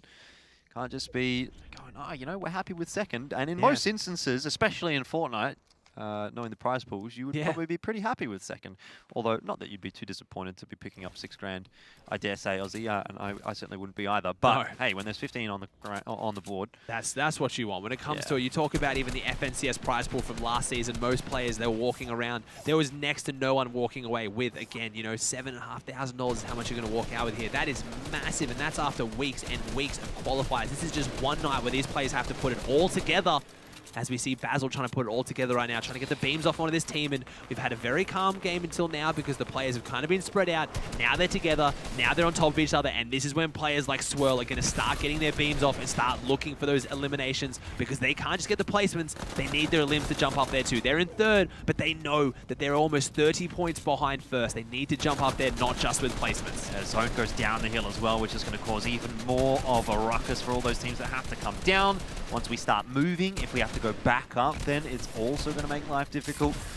W Puck does get dropped. That's by Swirl, and you were talking about him needing to get some elims on the board, and there is one against the team that's right behind them on the placements as well.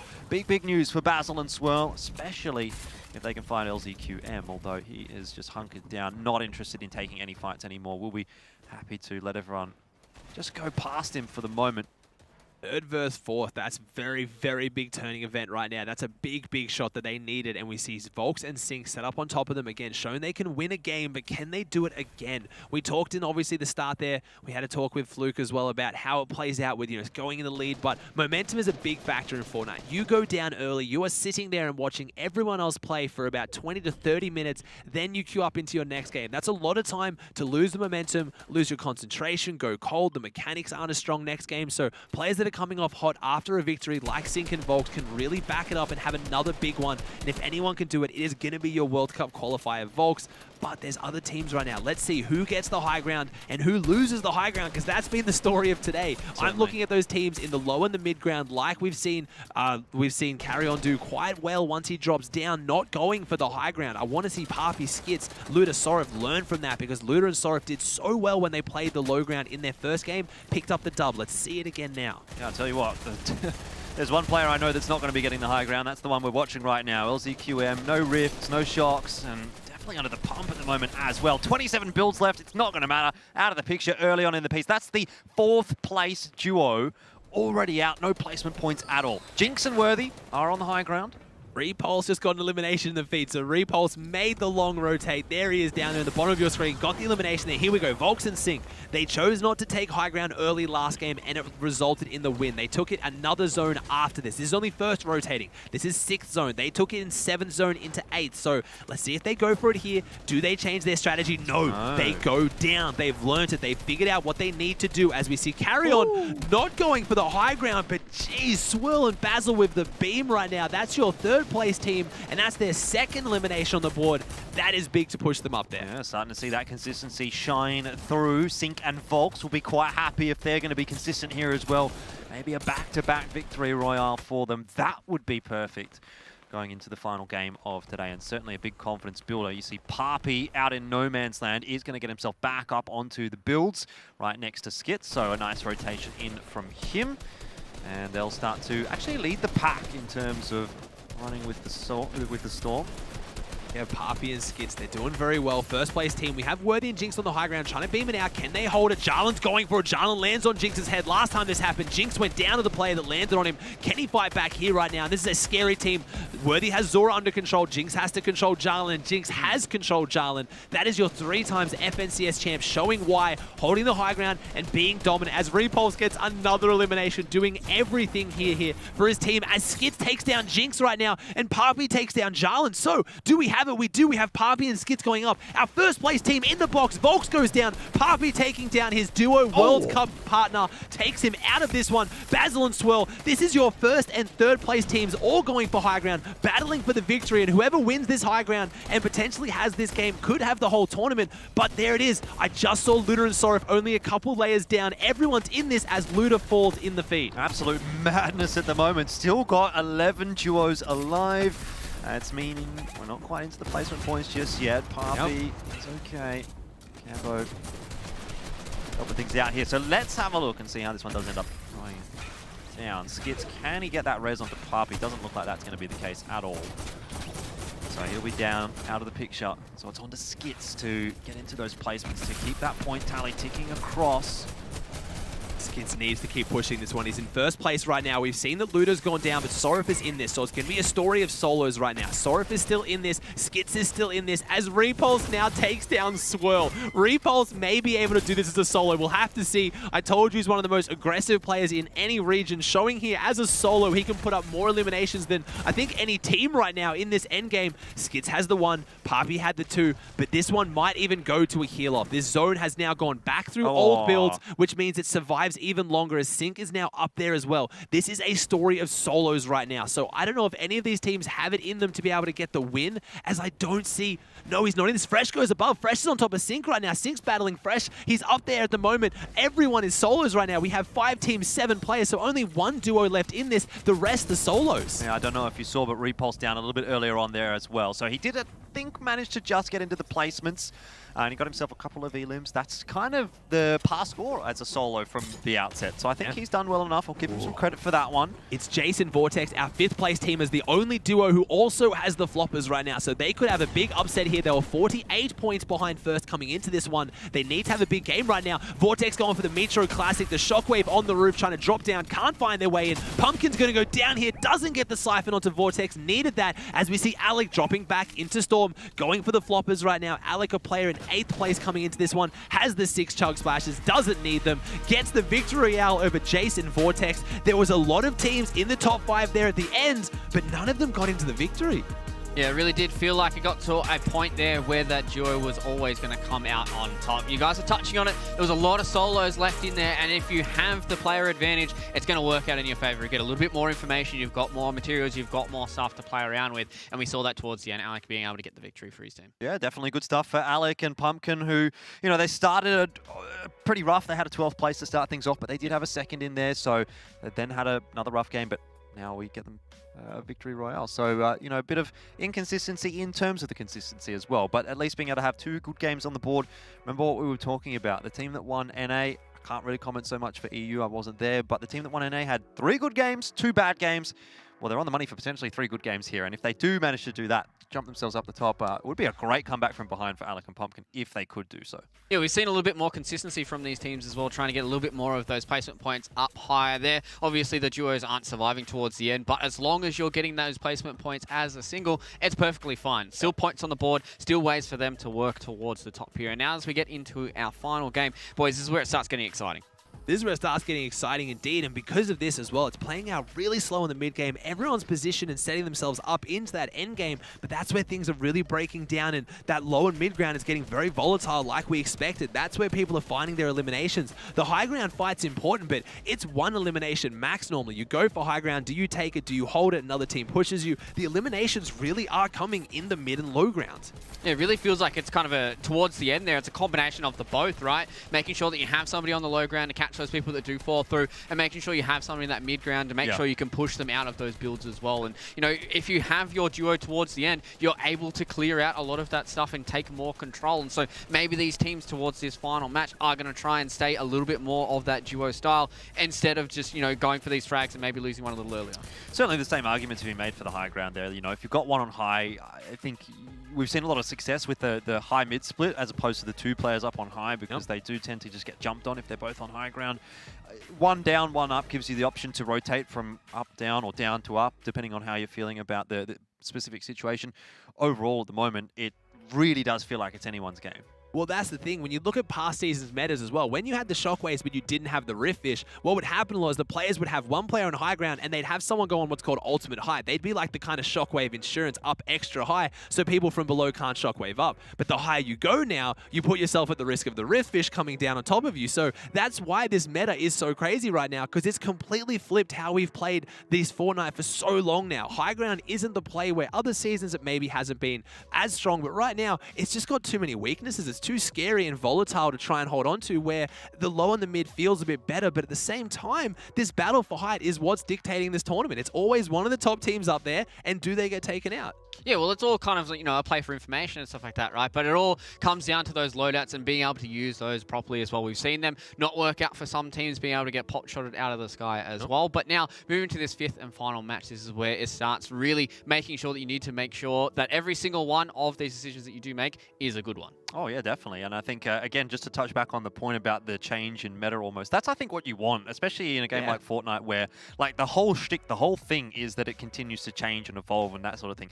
There are other esports that just don't want to change at all. They're a little bit more in line with something like a traditional sport where, like, when was the last time you saw something like soccer have a rule change that really made a big impact? But Fortnite, you got to think, like, how quickly can you adapt to all of these situations? And I tell you what, a team that's been adapting over the course of this has been Alec and Pumpkin. They've been doing pretty well, slowly but surely getting those points on the board.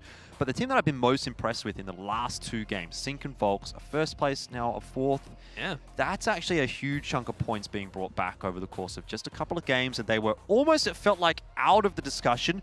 Now they're most definitely back into the discussion. Well, I mean, a big discussion here is the small amount of points that we've got on offer. There's only 98 for the first slot here. Alec and Pumpkin, they don't get that triple digits to rocket themselves super far up into the standings, but they still do get a nice chunk of points. And now, as we have a look at the standings coming in towards our fifth and final match, Harpy and Skits still sitting at the top, only 3 points, Jordan. It's crazy because we're talking about threes all the time in the JBL Quantum Cup. 3 games, 3 casters, 3 days. Well, now it's 3 points the deficit. It's 3 points, and again, I might throw another third. I was going to say our fifth place team going into that game, Jason Vortex, they came third last game. So if you're talking about upward trajectories, that's 2 top threes in a row, and I don't think any other team has put that up right now. We've got a few people getting around that top 5, but getting third and then second back-to-back right now, 227 points, 3 points behind Papi and Skits, who are on a bit more of a downward trajectory. They had their win, and now 2 not-so-great games. It's going to be interesting to see whether they can keep that momentum going. Yeah, another big thing coming out of these standings as well is the fact that Jinx and Worthy have pushed themselves in that 8th slot right now. They're only 39 points outside of the money here. They had a very bad start when it came to those first 2 matches, but now in 3 and 4, they're really starting to get more points on the board, and it does feel like they can get themselves into the money if they do have yet another good one. But, I mean, lads, this stretch all the way from 1 through to 10 is still going to be a race for those final 10 slots, right? Yeah, that's the beauty of a tournament that's quite short, is that, you know, if you would have stretched this over the course of 10 or 20 games, you might already get to game, you know, let's say 8 or 9 and be like, okay, well, we kind of know who's going to come away with the victory. But because every single game of this tournament here at the Quantum Cup gives you 20% of your overall theoretical potential points, you lose out on 20%, of your points, or you can gain 20% of your points. It's actually a big margin that you can overtake. Yeah. And again, the eliminations, we talk about how heavy the placement is at the end, but again, you have that potential for a few games, but no one here really is dropping those massive elimination games, so it's really keeping it quite close. I think the team that has the most eliminations so far here combined is around 10 coming into that last game, so people are only averaging about 3 eliminations a game or less. So at the same time, you're looking for those big placements. It's going to really come down to who wins this last game. I genuinely think who wins this last game has a good chance of either winning the whole tournament or jumping up potentially thousands or tens of thousands of dollars in the prize money. Yeah, it really does feel like that this tournament has come down to the final match for every single one of these regions. There is only 3 points separating first and second here in the Asian region. So it's got time for us to go to a break ahead of match number 5 here for the JBL Quantum Cup.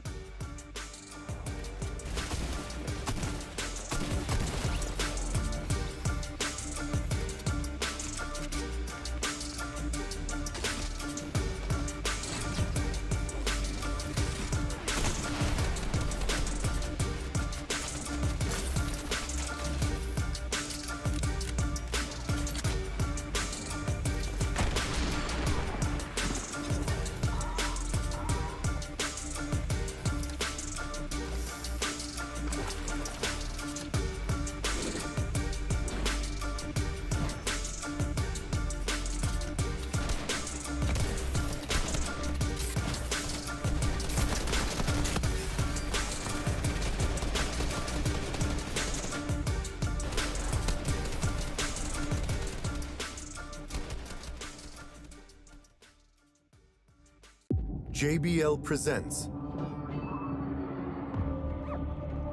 the sounds of victory.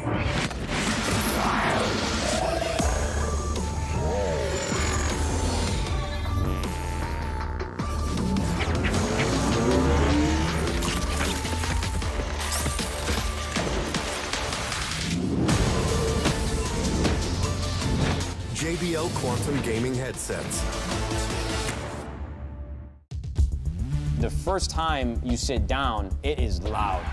There are fans screaming and chanting, drowning out the call-outs from your teammates. I mean, you are not in Kansas anymore. We're in the finals, trying to find the last player, finally take him out. People are screaming, but I can't hear a word they're saying. I felt like I'm underwater. All this self-doubt that I had just seemed like it was washed away by the tide. Listening to myself, I feel like it's a soundtrack in my head through every step of my career. What's up, guys? It's your boy Yanis, and this is my JBL pregame ritual.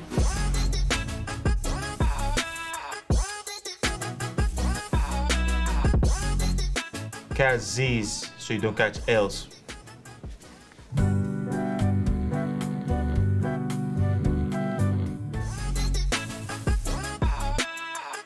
Crisp count, make everything sound better. Knock knock.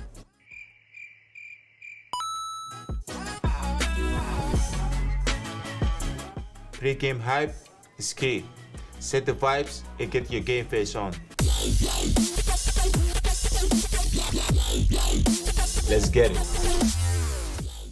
Hi everyone, it's Brooke AB and I'm super excited to be partnering with JBL this year as part of the launch for their JBL Quantum gaming headsets. I've been using this pair of JBL Quantum ones since about April, and the active noise cancellation is super impressive, especially with Nadeshot next door yelling all day long. The JBL Quantum Cup is just the beginning for JBL, so keep an eye out for more, and good luck to all the amazing competitors from around the world.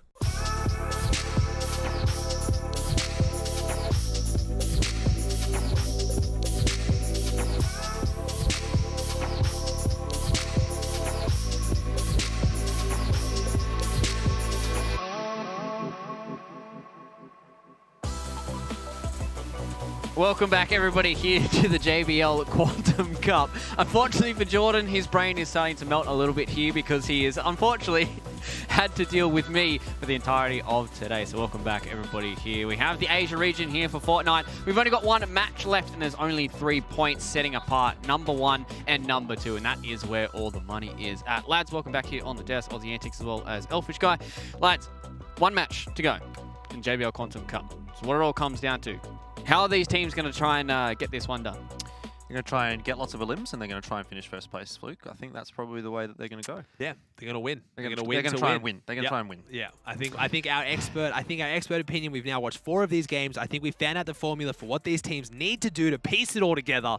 They got to win. They got to win. I mean, I've had a lot of analysts in my time here, and got to win seems to be the top answer from a lot of these guys here. But, ladies and gentlemen, boys and girls, it is the JBL Quantum Cup, and that means JBL have their sick products on display for all you guys here. We do have the Quantum 1 headset, which is the flagship for these guys right now. Actually insane, super comfy, super good as well here. If you guys do want to check out their gear, do amazon.com/JBL to check out all the other gear, not just the Quantum ones. They've got the 800s and 600s as well floating around there, so make sure you guys do check that out. But match number 5 is on the way. Yes, Jordan? Could I have that? No, that's... I mean, I just want to hold it.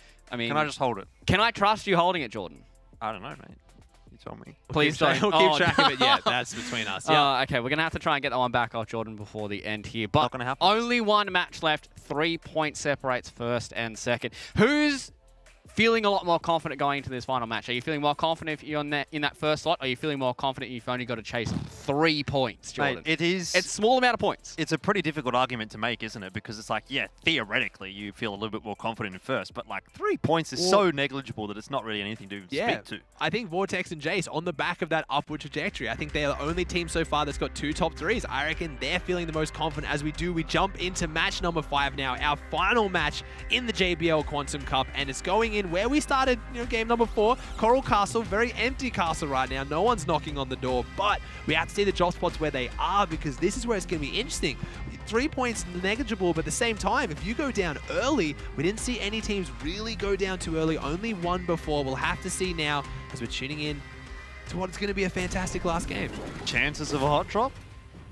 Maybe, potentially, but again, where do they hot drop? That's the thing. Yeah. Not even just in this tournament, in this season. Last season, we had Stark Industries. That was known as the hot drop. You had everything you could ever want for. You just knocked on the door of Tony Stark's mansion and you took all the loot away with you.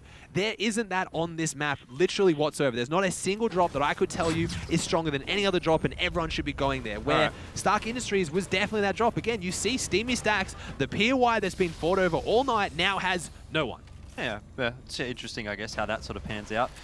Let's have a look and see. Where is Papi and Skits? Right now, Papi and Skits have just landed around Lazy Lake. They're looking pretty good right now. That's where they've been most of the night. Everyone's pretty much going back to their roots right now. The one I did want to see on where is Vortex and Jace right now. I can't see them too well. There they are. Vortex and Jace landing around what was the old Orchard area. Now it's kind of the Tomato Temple area. And they're the one that was rotating down near towards the Colossal Coliseum. So we'll have to see how we go right now, as we do have Swagger Souls and Toby again. All credit to them. I think they're still on 0 points across the night, but they're changing it up. They're trying the drop spots. They're trying out everything. They're really doing their best here. And this is a team that is known for playing a lot of different video games. I've watched them play a lot of different ones. Pumpkin, known for playing a lot of Fortnite, though, and showing why, with some really good aim. And this is Alex's team as well, so this could be a team that could be interesting if they drop on and kind of play spoiler.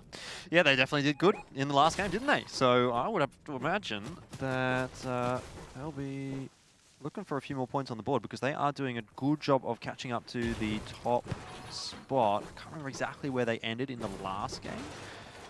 Sorry, after the last game, I should say, like overall on the standings. But I think they're definitely in the discussion.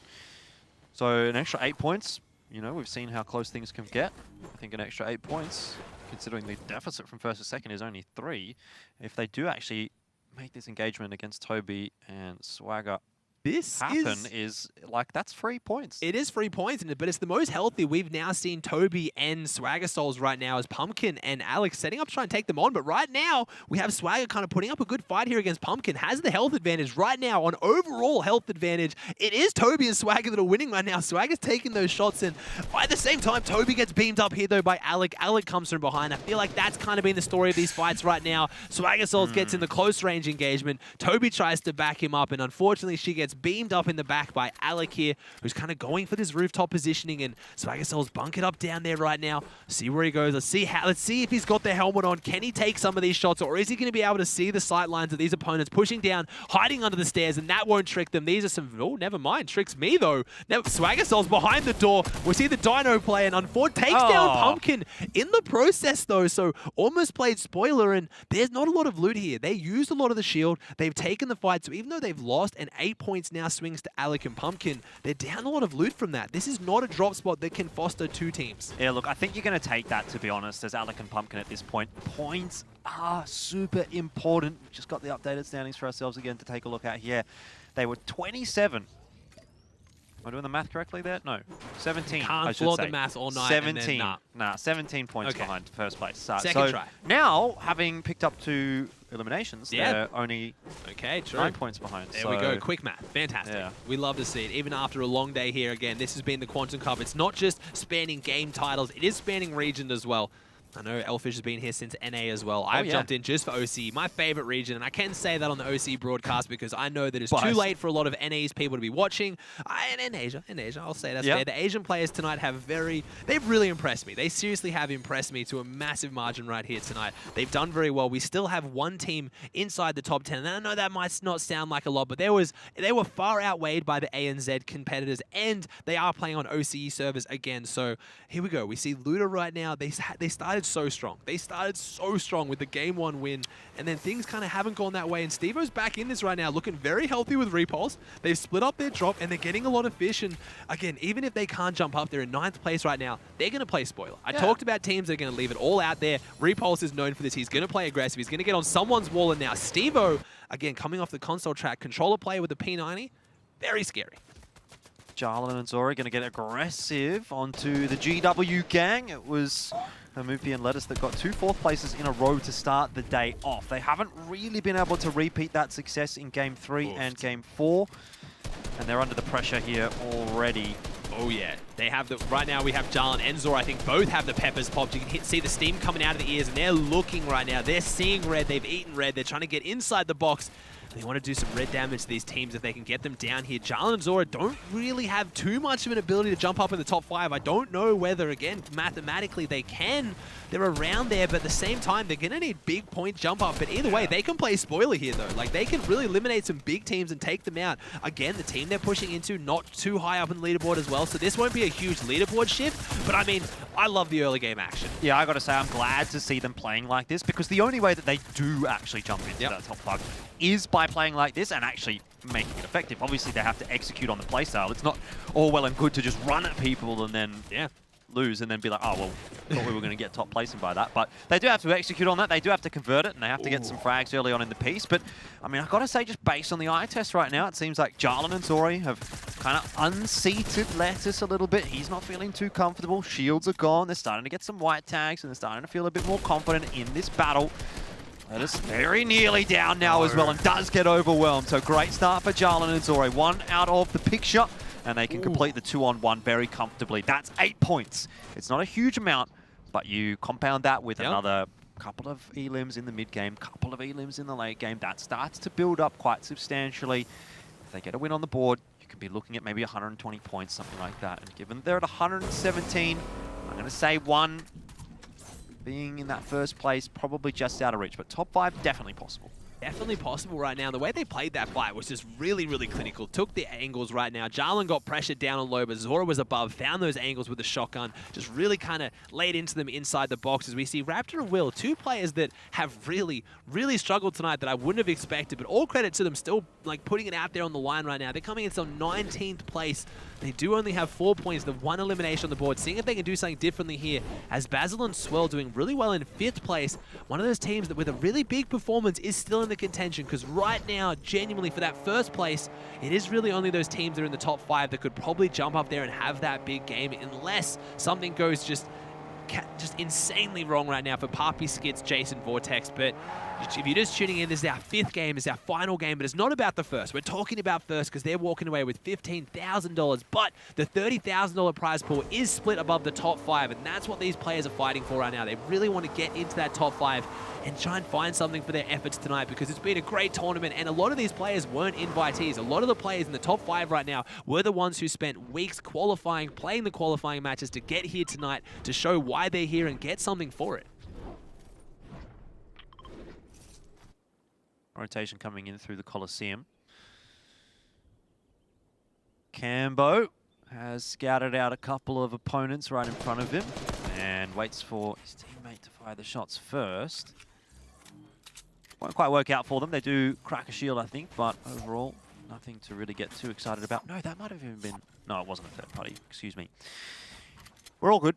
Have to be careful down here on the south side of this map, though, because they're rotating back out into zone. It looks like they're going to maybe try and find a vehicle. They do find the truck here, and the vehicles are interesting in Fortnite because some of them just have different strengths and weaknesses. You wouldn't think that. You have the faster, more supercar, which goes a lot faster on the roads, but is incredibly slow off-road, where the truck's kind of more versatile. It's not as good on the road, but it's quite good off-road as well. So good rotates from that part of the map, as Volks and Sync are quite deep in the storm here, but they do have the Rift Fish, so could maybe use that to hit the rotate, because in these lobbies we haven't really seen, I want to say we haven't really seen the Rifts be that important, but at the same time, endgame, they actually have been quite crucial for Volks and Sync making their high ground retakes. They've got one each, so maybe going to choose to use one here. I'm not entirely sure. As Jinx and Worthy in your top left had a rough performance here tonight, but have been on a slow and steady increase on their points, jumping up there in the leaderboard, but really do have eyes again on Papi Skits, which you can see there on the south side of your map. They're just coming out of Lazy Lake right now. They're in the car. I see Swirl and Basil there in your 5th place. You see them there on the north, but I see a fight that should be breaking out here in the top left of your screen on the map. I'm not sure who that is going toe-to-toe there. It looks like a full duo engagement.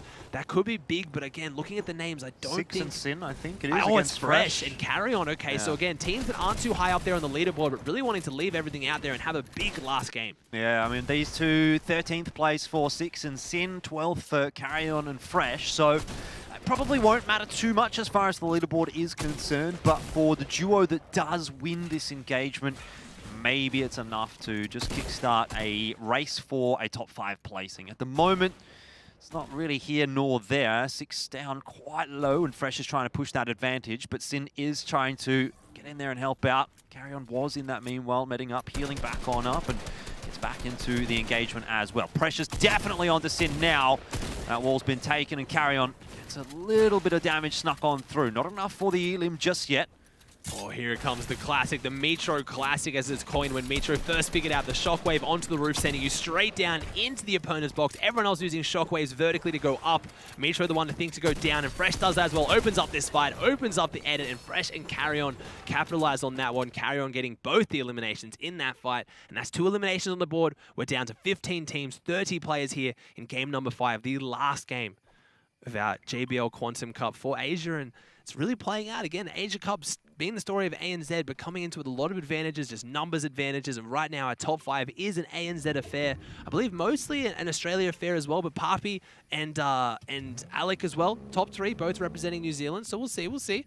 Zapped is set up here. Olive, we haven't seen too much from this team except for in the very first couple of games, so we'll have to see. Maybe kind of went off the pace a little bit and back here now, trying to do something big on this hill, and they're right next to another team, so they can play spoiler, and that is Basil and Swirl. So we talk about fights that aren't too important when it comes to 2 teams way down the leaderboard, but when you've got one team way up on the leaderboard and one team way down, those can be the most important fights because they can ruin everything. Yeah, it was Basil and Swirl that got a fair bit of damage early on in our last round, and were able to, I think they got rid of W Puck. LZQM had to play out the rest of that one solo, and as a result, from 4th place, LZQM and W Puck dropped down into 7th. You can see how much of a difference one game can make. They certainly won't want to be on the receiving end of that. Olive will cop a snipe and has to heal back on up here. So that might be an early warning to just say, keep your head down, mate, because we're not interested in copping any shots from you. Up on the high ground, you do tend to get a few eyes looking at you. Speaking of LZQM and Puck, they're just over there as well, hanging out. I mean, obviously the circle's still quite large at this point, so there's not a whole lot to really touch on. Not a whole lot of action just yet, as we have come to expect from this lobby. Worthy, again, you've got to look in this current season, the current meta, you've really got to look at the shotgun strength on that. Worthy has the legendary tac shotgun. That is arguably the strongest shotgun when it comes to these end games, because again, whatever your preference is, charge versus tac, the legendary tac does hit very hard. You have a lot more bullets to work with. You don't have to reload as often. You can put that pressure down end game. And it's worth noting as well, if you don't play Fortnite too much, or you do, and maybe you weren't aware, the main strength of the epic and legendary variants when it comes to the tac is the actual, not damage increase they do to players, the damage increase they do to builds. They end up doing more damage to builds than a pickaxe swing. So when it comes to taking walls with the tac shotgun, your chances increase massively once you get epic and legendary as Fresh, putting down the pressure on a Jarlin right now. So again, 2 teams that aren't too high up there, but 2 teams that look like they're laying everything out there on the line this last game. Both phenomenal fighters, and there's a lot of reputation, a lot of love lost here as well. These are both competitive veterans. Fresh been around since the very early days. Same with Zora and Jarlin, going way back to the first AO right now. Carry On kind kind of come into the scene more recently, so a little bit of a new gun here. Trying to see what they can do in this fight as Carrion goes toe-to-toe, gets a shot back, but I think they block it, and very evenly matched so far. Yeah, it certainly is. It's going to be quite cool to see the team come away with a victory out of this battle, kind of pushing that issue later on into the round as well, because both have started off with a duo elim.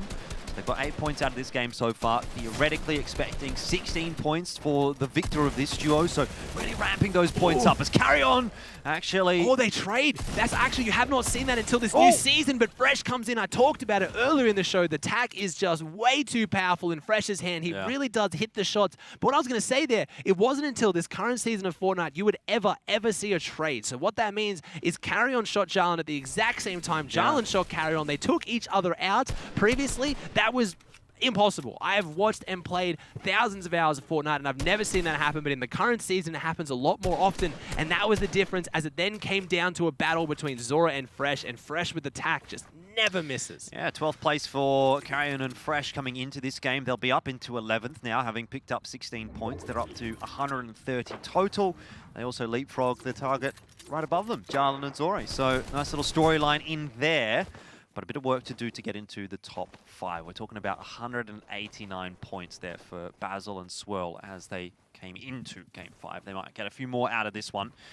So Carrion and Fresh, look, they've started well. They've got good points on the board with those elims, but they need to be getting a lot more done. They need placement points out of this game if they want to make it into the top 5. But hey, fragging well generally translates into good placements in addition to that. So Jason Vortex, though, our second place team, were looking very, very healthy when we tuned into them there. So they're only 3 points behind first, and their loadout is looking very, very solid. So when we get an eye on Papi and Skits, we'll have a better idea of exactly how it's going to go in that top 2, because right now, they really do have that big jump. Again, Alec Pumpkin, they're doing very well, only 14 points behind second, only 17 points behind first, so they can still do it as well, but really it's going to be the story of Jason Vortex, Papi, and Skits, because ultimately, it is their tournaments to lose right now. They're both up there. They've played very consistent Fortnite. It's them who are going to be able to make the big difference. But you see snipers, it's just, there's so much in Fortnite that can just turn an entire tournament instantly. A headshot snipe, falling off the build, getting shockwaved out. There's so many things that can play spoiler.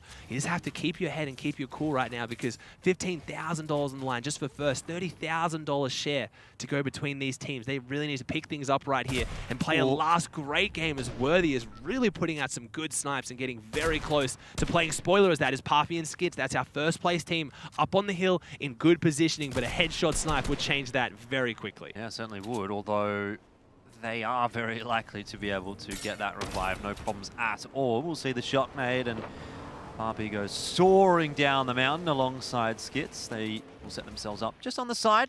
A little bit of a mountain goat style being played here by Skits and Papi. Gone from one mountain to another.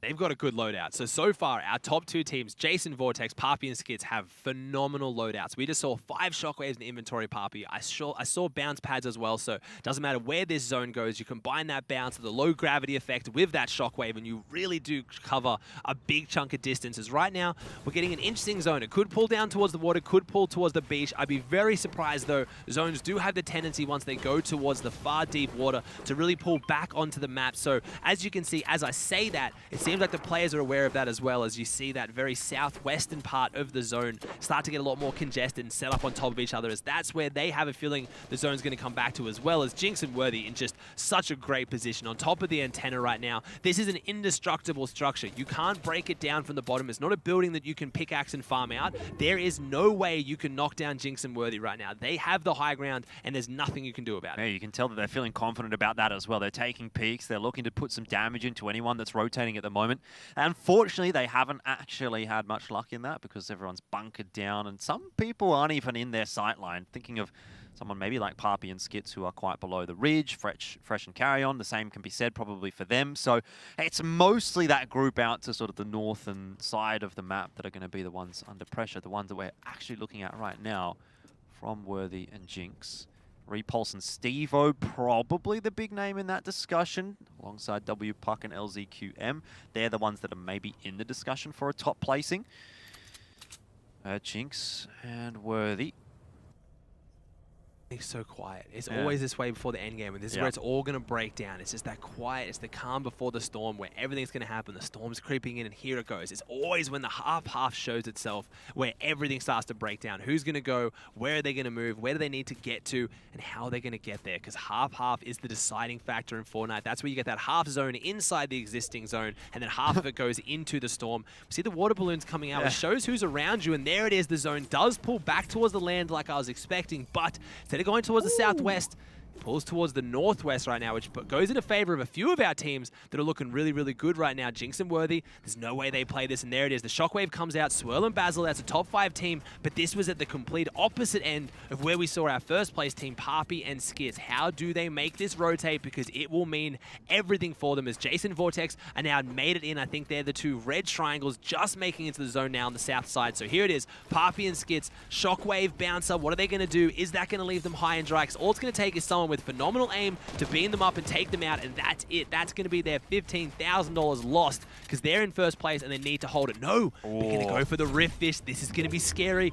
Are people going to look up, or are they going to let them go straight down? They do go straight down. Shots come out. Skits are getting beamed up. Has the 6 splashes, gets down, and like I said, you talk about back in the World Cup, they would have stayed in the sky for as long as possible. They instantly went down as fast as they possibly could. Skits has the meds here, so it's not a big deal, and that's Jason Vortex that's set up looking at them. That could be second place taking down first place. Would be massive as Volks is trying to make his way in. Volks not doing too well. I guess 4th in the leaderboard, so still top 5 money.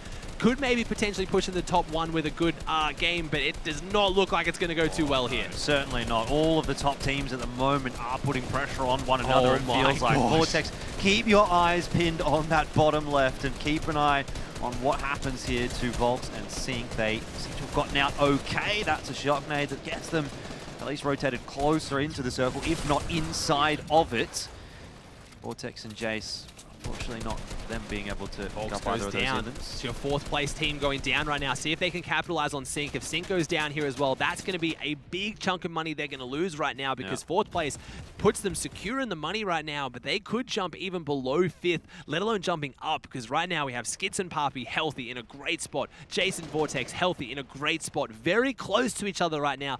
This could be the deciding factor right here. We have Jason Vortex, Skits and Papi 1st and 2nd on top of each other. All it's going to take is one shockwave, one edit, one shot, one wrong place, one wrong move, and that's tens of thousands of dollars in the difference. Well, Worthy and Jinx are looking like they're in a pretty good spot here as well. I dare say they'll be in the running for a first out of this game, but does that give them enough points to come away with a win overall? I mean, they are 80 points behind number 1 going into this game. I mean, it's theoretically, it's mathematically doable. I wonder if that comeback from behind, though, for Jinx and Worthy is actually possible. They had such a rough start, 16th and 14th. Sync does get knocked down by Stevo, so that's it. 4th place is out of there right now. And for those players that are around the top 5, they can jump up there. We just saw Luda and Sorif looking really good. Carry on and Fresh right down there, but having a great game. Looking to play aggressive right now. They have the shockwaves, and again, no one really going for the high ground. Papi gets an elimination. That's 4 more points. That is massive. That is going to be the difference potentially between 1st, 2nd, or maybe even 3rd right now.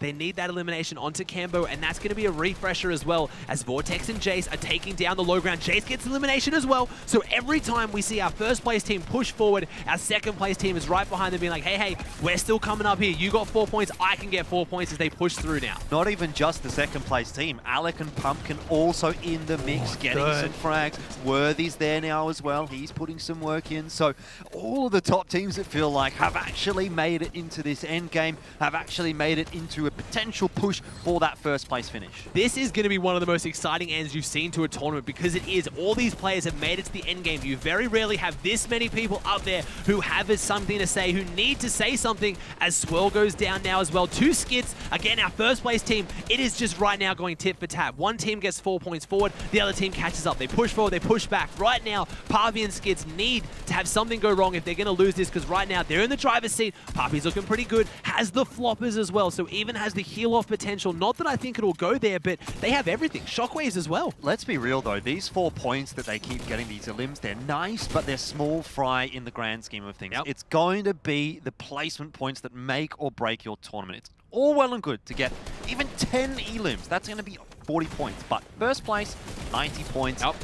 I think it's really just going to come down to who wins. And Skits goes down here. No, the revive can't come out. Skits is out, and that's your first place team. As Vortex falls as well, though. Jace takes someone down, so it's going to be the story. Jace versus Papi right now. Papi goes down. Papi's out. That has to be first place. You just touched on it. Unless Jace goes down right here, that has to be first place in this tournament. Jace needs to hold out, needs to hold on for something right now because Alec and Pumpkin, they're knocking on the door right now. They're both still alive. They're both still in this. Alec wants to keep his hot streak coming off the back of Trio FNCS champion, wanting to do something here as Sorif takes down Fresh. What can Jace do here? I mean, Sorif is even in the discussion as well. He's not too far behind. I'm not sure. Yeah, Luda is still up as well. So maybe all the way from 6th place, we could see them come away with Alec the victory. just went down as well. Alec went down to Repulse right now. Jace could potentially go down here. Jace has no builds. Jace is out of this. Pumpkin goes down. Alec goes down. This is coming down to the wire. Who can actually do this right now? Luda and Sorif, your 6th place team, they're still up right now. Sorif goes down. Luda's doing something. These are thousands, tens of thousands of dollars eliminations you are seeing right now. It's Worthy and Jinx on the high ground, but I don't think it matters for them. I think it matters more right now what happens to Luda. I guess it's too hard to call at the moment. LZQM goes And down. Luda gets it. It's 2nd place. There it is. It goes down. Worthy and Jinx win, but I don't know if that matters too much in the grand scheme of things. Lutzer comes 2nd. He was in 6th place on 156 points. First was on 230. So is that enough? This is going to be the tightest leaderboard we have to have seen in the JBL Cup. I got to be honest. I've been talking about my quick maths all day. Ooh, okay. That's too much for me. That's too much? I'm waiting for the standings. Come on, Jordan. You know, this is what you need to do. You need to have those calculations going in your head because you guys touched on it. A lot of those duos towards the ends were all the ones that were vying for that top slot. Yep. And now it gets to a position where we've got to do the math. We've got to sit back. We've got to wait for that leaderboard to come forward. There is no clear winner just yet because, as we said, going into this match, there was only 3 points separating 1st and 2nd, lads. So now, with the massive amount of points that's been on offer, I mean, what a final match for us to end on. Alec and Pumpkin, I think, maybe, I don't know, but even then, we're talking about first. It's $30,000 up for grabs. We talk about the jump between 1st and 2nd being massive. It still does start to taper off. Those were eliminations that meant thousands, tens of thousands of dollars, and if Alec and Pumpkin were able to do it, like I said, Alec coming off the back of being a Trio FNCS champion, but Pumpkin not really having too much spotlight in too many occasions, so this is going to be huge. Jason Vortex are the same, Skits is the same. This was a phenomenal tournament to make names either way. Yeah. And it's even top 5 as well for the money. So even, you know, just getting a few extra points does rocket you somewhere between 8th to, you know, somewhere like 3rd, right? Yeah, definitely. I mean, my gut feeling is that I don't think Papi, Skits, Jason, Vortex quite did enough. The early game eliminations, we forgot that it was Alec and Pumpkin that got the 8 points on the drop at the start. That will be the difference between a placement today in the top 5, guaranteed 100%. Is the difference between first? I don't know. And this is where we have to sit and wait for those standings to come up, lads. We've got all this math floating around. We've got all these ifs. We've got all these buts. But there is only one final standings for us to look forward to. But just going through this replay package here, there was a lot of frags heading in towards the end there. And then just being able to, you know, just kind of get to a point where all these final duos, we don't know who's going to come out on top because everyone just felt like they could take, you know, eliminations and position off everyone. Oh, yeah, absolutely. It's almost like Christmas Eve right now, you know, waiting for your presents in the morning. I mean, it's not too far away from that, to be fair. But that's where we're at the moment. It's kind of that nervous anticipation, maybe. Am I going to get a good present? Am I going to get a bad present? If I woke up to $15,000, I'd be pretty happy as well. This is a big Christmas present for sure right now, as these were the fights that mattered. Papi and Skits down here on the low ground, taking down Swirl. That was the 5th place team. So even though Papi and Skits maybe dropped out at first, that's a big difference to make sure they secure more of that prize money against them. It was really insane to see all these big teams. Again, Sorif just took down Basil. That was 6th, taking down 5th. This was huge engagements at the end. And it just comes down to a game of inches, right? Where, you know, you saw some of these players, Luda and Sorif, maybe if they got an extra elimination there, maybe if they stayed alive for a little bit longer, that's a few extra points in those placement points and can rocket themselves up. But this is the way that the cookie crumbled going towards the end of this 5th and final map. We did have Worthy and Jinx being able to get the victory here. They had a rough start for the JBL Quantum Cup, but they certainly came back in 3, 4, and 5. Yeah, I did say going into that game, I mean, if Worthy and Jinx do pick up the win in this particular game, maybe they can just get up into 1st place. They were, I think, 80 behind going into it.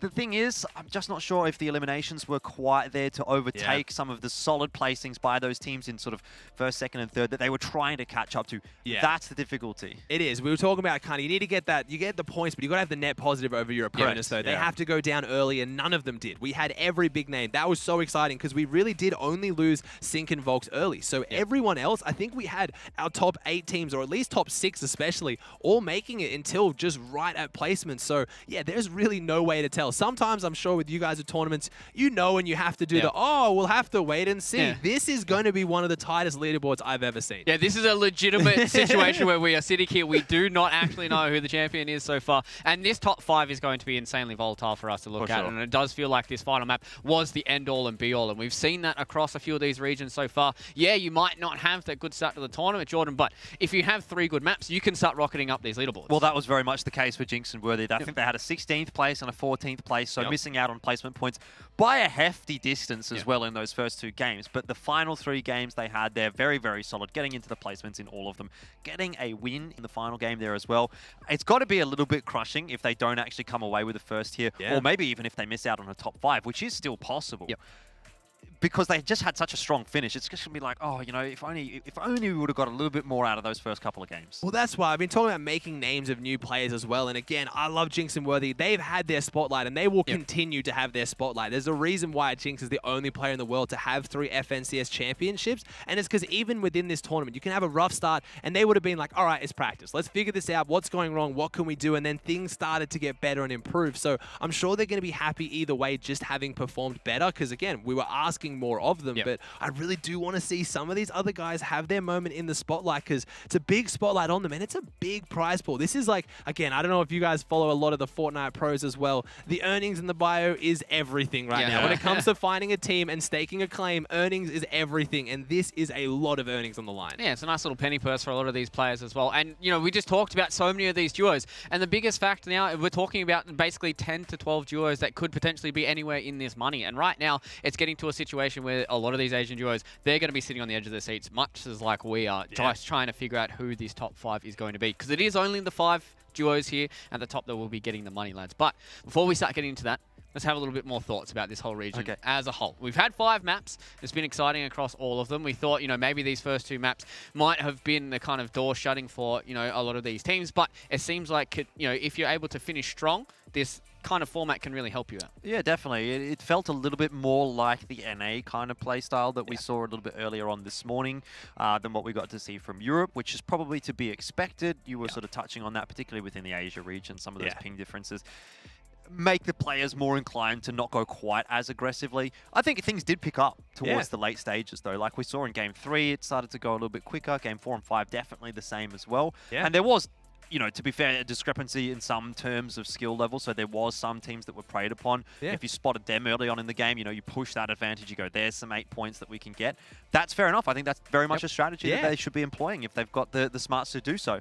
But yeah, again, just to touch on the region as a whole, feels a lot more like NA to me. Yeah, a lot more like NA. They played a lot more safe. They played a lot more placement heavy, and there just wasn't as many eliminations to get. Going into that last game, the team, like there was one team, Alec and Pumpkin, had 12 eliminations. That is our record eliminations in 4 games. That is pretty unheard of in OC, and I think it lends into the format. But one thing we can agree on is they all figured out the strategy towards the end, and again, across the 3 regions, 3 tournaments, height wasn't the play. We figured out with the meta right now, low and mid ground is where it's at. And that's what a lot of players played well. That's who figured out the meta right now. But it'll be interesting to see if Alec and Pumpkin jump up there. We only had 1 team in the top 4 without a win, and that was Jason Vortex. So if they can hold their way in there, I think you said that was a story on NA, right? No victory royale, but very consistent placements. Where in OCE, it's 3 of the top 4 teams all have that victory royale. Well, lads, we've done enough waiting here. We have the results ready and raring to go for everybody at home. So let's throw them up on your screens. This will be the top 10. So the first of these are the ones outside of the money. So these are our teams now. Sync and Volks, they've dropped down. Repulse and Stevo dropped into 8th place as well. Basil and Swirl, as we said, in that 9th slot. And then Fresh and Crayon in 10th. So Basil and Swirl were in 5th place, dropping down to 9th. That is gut-wrenching. Yeah, it seems like a lot of those eliminations, a lot of those unfortunate decisions do come to bite you. But now, let's go see who is getting our first slot of the money. It's Poppy and Skits! The first place team, and that shows how close this leaderboard was. No one would have picked that first place team going into the final game. Just gets the money. No way. Oh, that is tight. I mean, if this is how the 5th is going to go, I don't think any of us can pick this. So let's go and see who is in number 4 right now. Jason Vortex. Second place. They flipped the whole top 5. Backwards. It seems like our entire leaderboard has flipped on its head. So $3,000 to those guys as well. Let's go see who is in 3rd slot. Jinx and Worthy.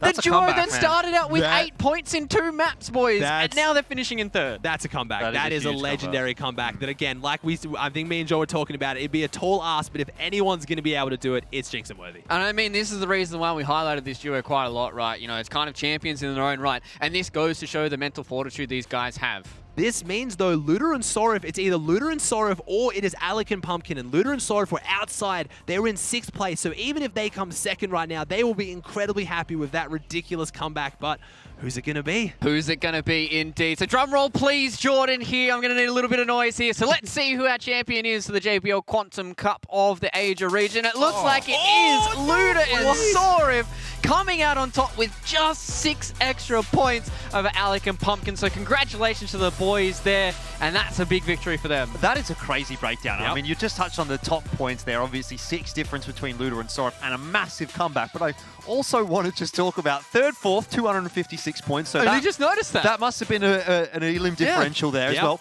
And 3 points, the deficit from that then to 5th. So between the top number 1 placing and getting 15 grand and 5th place, quick maths, 24 points. That is not a whole lot when you consider first place prize for each round in particular. Just heard in my ear as well that it was a elimination differential of 5 there between Jinx and Worthy. So and then same thing, and that's all our top 3 teams all had a victory royale under their belt, and Luda and Sorif again. I have been known to I guess, underestimate Luda in a lot of ways. Coming into the Australian Open the start of this year, I called him not to do incredibly well, and he did phenomenally. Came 2nd, and now in this event, comes 1st with Sorif, which is an entirely new team. And again, both incredibly well-known players, both respected as top-tier players in OCE, and that's going to be a big claim for them now as well. 1st place, that was such a big chunk of prize money. Especially with, you know, across the entirety of this leaderboard that we were looking at, it just felt like there was anybody's game towards the entirety of it. And then we saw towards the end, Luda and Sorif just being able to get the victory there towards the end. But let's have a look to see how our final match did pan out here and see how many points they did end up here. 95 points was what they got here in that 5th and final map. They got a little bit of extra over Alec and Pumpkin. So maybe if Alec and Pumpkin were able to get an extra elimination, maybe if they're able to just stay alive for a little bit longer, that could have been the difference between them going between 1st and 2nd. Yeah, very much a big difference could have been made in that respect. I mean, we've been talking about it. The difference between a 1st and a 2nd is a 15-point differential there. So even that, you know, obviously neither of those teams got 1st and 2nd, but you know what I mean? Like, that's the difference it can make. They had 4 games where they made placements. Only 1 game they didn't. So their placements was 1st, 6th, 12th, and 2nd. So again, only 1 game where they fell outside the placement points. So not surprising when you look at it that way. But again, just such a big comeback. It was because they got that 12th place in game number 4 that I guess they dropped them down, and maybe we just didn't think they were going to have that big jump up. But the 2nd place was clearly there because most often they fell inside the top 5 or just outside it. Exactly, and we've seen that across a lot of these regions. Is consistency is key, right? Just being able to constantly making sure that you're getting in those placement points, because that is where the bulk of your points will be coming from. Yeah, these eliminations can supplement that quite nicely, but if you're not getting in towards that top 10, you're not making a big amount of points, you're not being able to take down those big boys that are sitting towards the top, especially the ones with the victory royales under the belt. I mean, I think that's a good point and a perfect way to put it. The eliminations are supplementary points to what you're able to get out of the placements. I mean, even looking back at it now, Alec and Pumpkin, they came 2nd. They actually had the most elims. Yeah, they but did. They just weren't able to get those placement points quite as consistently as what Luda and Sorif were able to do. And so 6 points the gap. I mean, get another 2 elims, I suppose, would be the way you'd look at that one. But let's be real. 10 more eliminations than even 4th place. Yeah. So when you look at it that way, they really did rack up the eliminations. They had 6 extra eliminations on 1st place, and they're 6 points behind, though, like a decent amount. It was still at least 2 more eliminations they needed to get. So crazy to think. And that's where it comes down to all those extra placements. You know, maybe you go into map number 2, you get an extra 2 placements over these other guys, and that's an extra 10, 15, 20 points that gets put onto your total rather than theirs. And that's where it feels like you need to make sure that you're having these consistent results. And especially in a format where it is so placement heavy, you need to make sure that you're hitting those top 10s. And then, you know, 1 to 2 maps, if you don't have a good placement, if you don't get some good points, you can really start to fall behind the 8 ball. Yeah, definitely. And, you know, that's something that we talk about all the time in any battle royale, not just Fortnite. It's going to be a case of consistency is key. You obviously need to have the skill. You need to have the mental fortitude as well, more importantly. Like, if you go into that 4th game, you come out 12th place, you think, oh, no, we've thrown it away. And then you just tilt off the face of the planet going into game 5. That can be your tournament done. But hey, take a 2nd place in game number 5. What a difference that ends up making, and you come away in 1st place. We talked about it, right? We talked about, do you want to be in the lead at the start? Do you want to bring it back at the end? It was a story of getting momentum towards the end, really jumping back up in there. A lot of the people who made our money, I mean, Jinx and Worthy, our 3rd place, really did come out of nowhere, jumped up at the very end. Luda and Sorif saved one of their best games, their 2nd best game for last as well. It really was a tale of that last game because that's when all the big teams were interacting. So if you don't make it to the end, not only do you not get your own points, but that's where they were playing spoiler. We saw pretty much all the top 5 teams verse each other at the very end. If you eliminate them, it's not just a swing of how many points you gained off them, it's how many they lose off not getting them off you. So it really was about finishing strong. Yeah, and another thing with this format, because it is only 5 matches as well, it felt like, you know, if you had 3 of those good pop-up maps, which we saw from Jinx and Worthy, you're still able to get into those high placements when it comes to the prize pool, right? Because all you need to do is get, you know, maybe a victory or maybe a 2nd place with a few eliminations on top, and then you've taken over people who weren't even in the top 10. Yeah, definitely. Look, I'll tell you what, there are many things that you can talk about when it comes to placement points and rankings, etc., etc.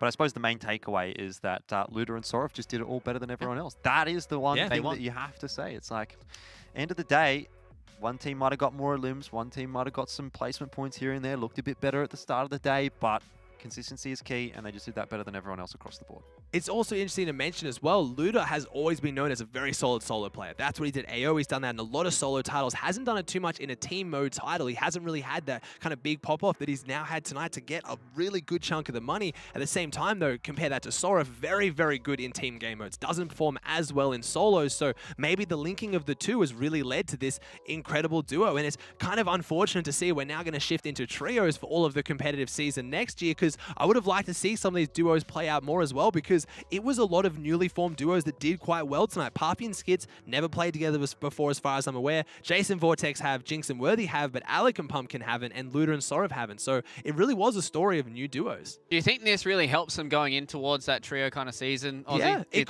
could affect things with how they play as well. It's quite hard because, again, it's not surprising to see. You do have Jinx, Worthy, and Alec who are still playing together. That's your 3rd and 2nd place. Pumpkin's kind of left in there as well. Me and Jordan were talking about earlier, the kind of 3rd wheel effect. It does get quite hard, but this could change teams right now. We've got quite a while. Trios FNCS doesn't start till February. This could change things. Like Luda and Sorif, hey man, we played really, really well. Let's kind of like make sure we keep this going as well. Could shift up the teams a little bit. So yeah, I think it does. And again, in duos, it is so close to trios. You just got to find that extra person to link in with you. Obviously, you can see the recipe for success that Jinx and Worthy have. Whenever they play together in any game mode, they dominate. You can add another good player to that, and of course, it's still going to work.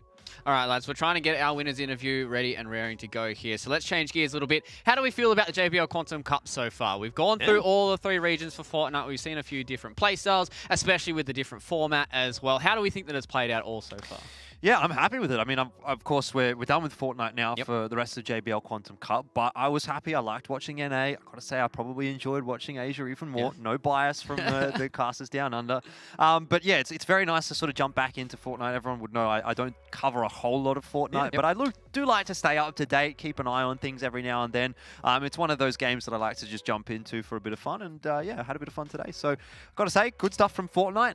Definitely looking forward to PUBG tomorrow, though. You know, that's my bread and butter. So I'll be hosting that one as well, and I'm quite eager to catch up with how things have been going over in Asia there as well. You know, we follow suit. We go from Asia Fortnite, go straight into another Battle Royale, Asia PUBG, and I suppose Valorant as well. You know, it's definitely not a game that I cover, but That's a big one at the moment. So everyone's quite keen to jump on a bit of Valorant these days, and we actually have some like top tier Valorant. Like if you're talking about best in the world, North America at the moment is really quite up there. I mean, 100 Thieves after that big victory in First Strike, and those boys are playing in the JBL Quantum Cup. So I mean, if you want to see some Valorant, if you want to see some top tier North American Valorant, that is where you want to go. I feel like that's almost a bit unfortunate, not for them. I mean, it could be fortunate, they could do it back to back, but I feel like they just won such a big title, and they don't get to even keep their crown for a couple of weeks now because it could be taken. They have to defend it so quickly, and some people might love that. As a viewer, you love it as well, but as the team, you think like, man, like, I don't want a tournament this close because now I can lose again. You say that though, but there is also 50 grand on the line, so Very true. Maybe they won't complain. might get incentivized and just say, oh, you know what? There's a bit of money involved here as well. Maybe we're not too disappointed about having to play off for that. Very true. All right, well, it does feel like that Valorant is going to be the hottest new one here on the block. But ladies and gentlemen, boys and girls, that is it for us here in the JBL Quantum Cup.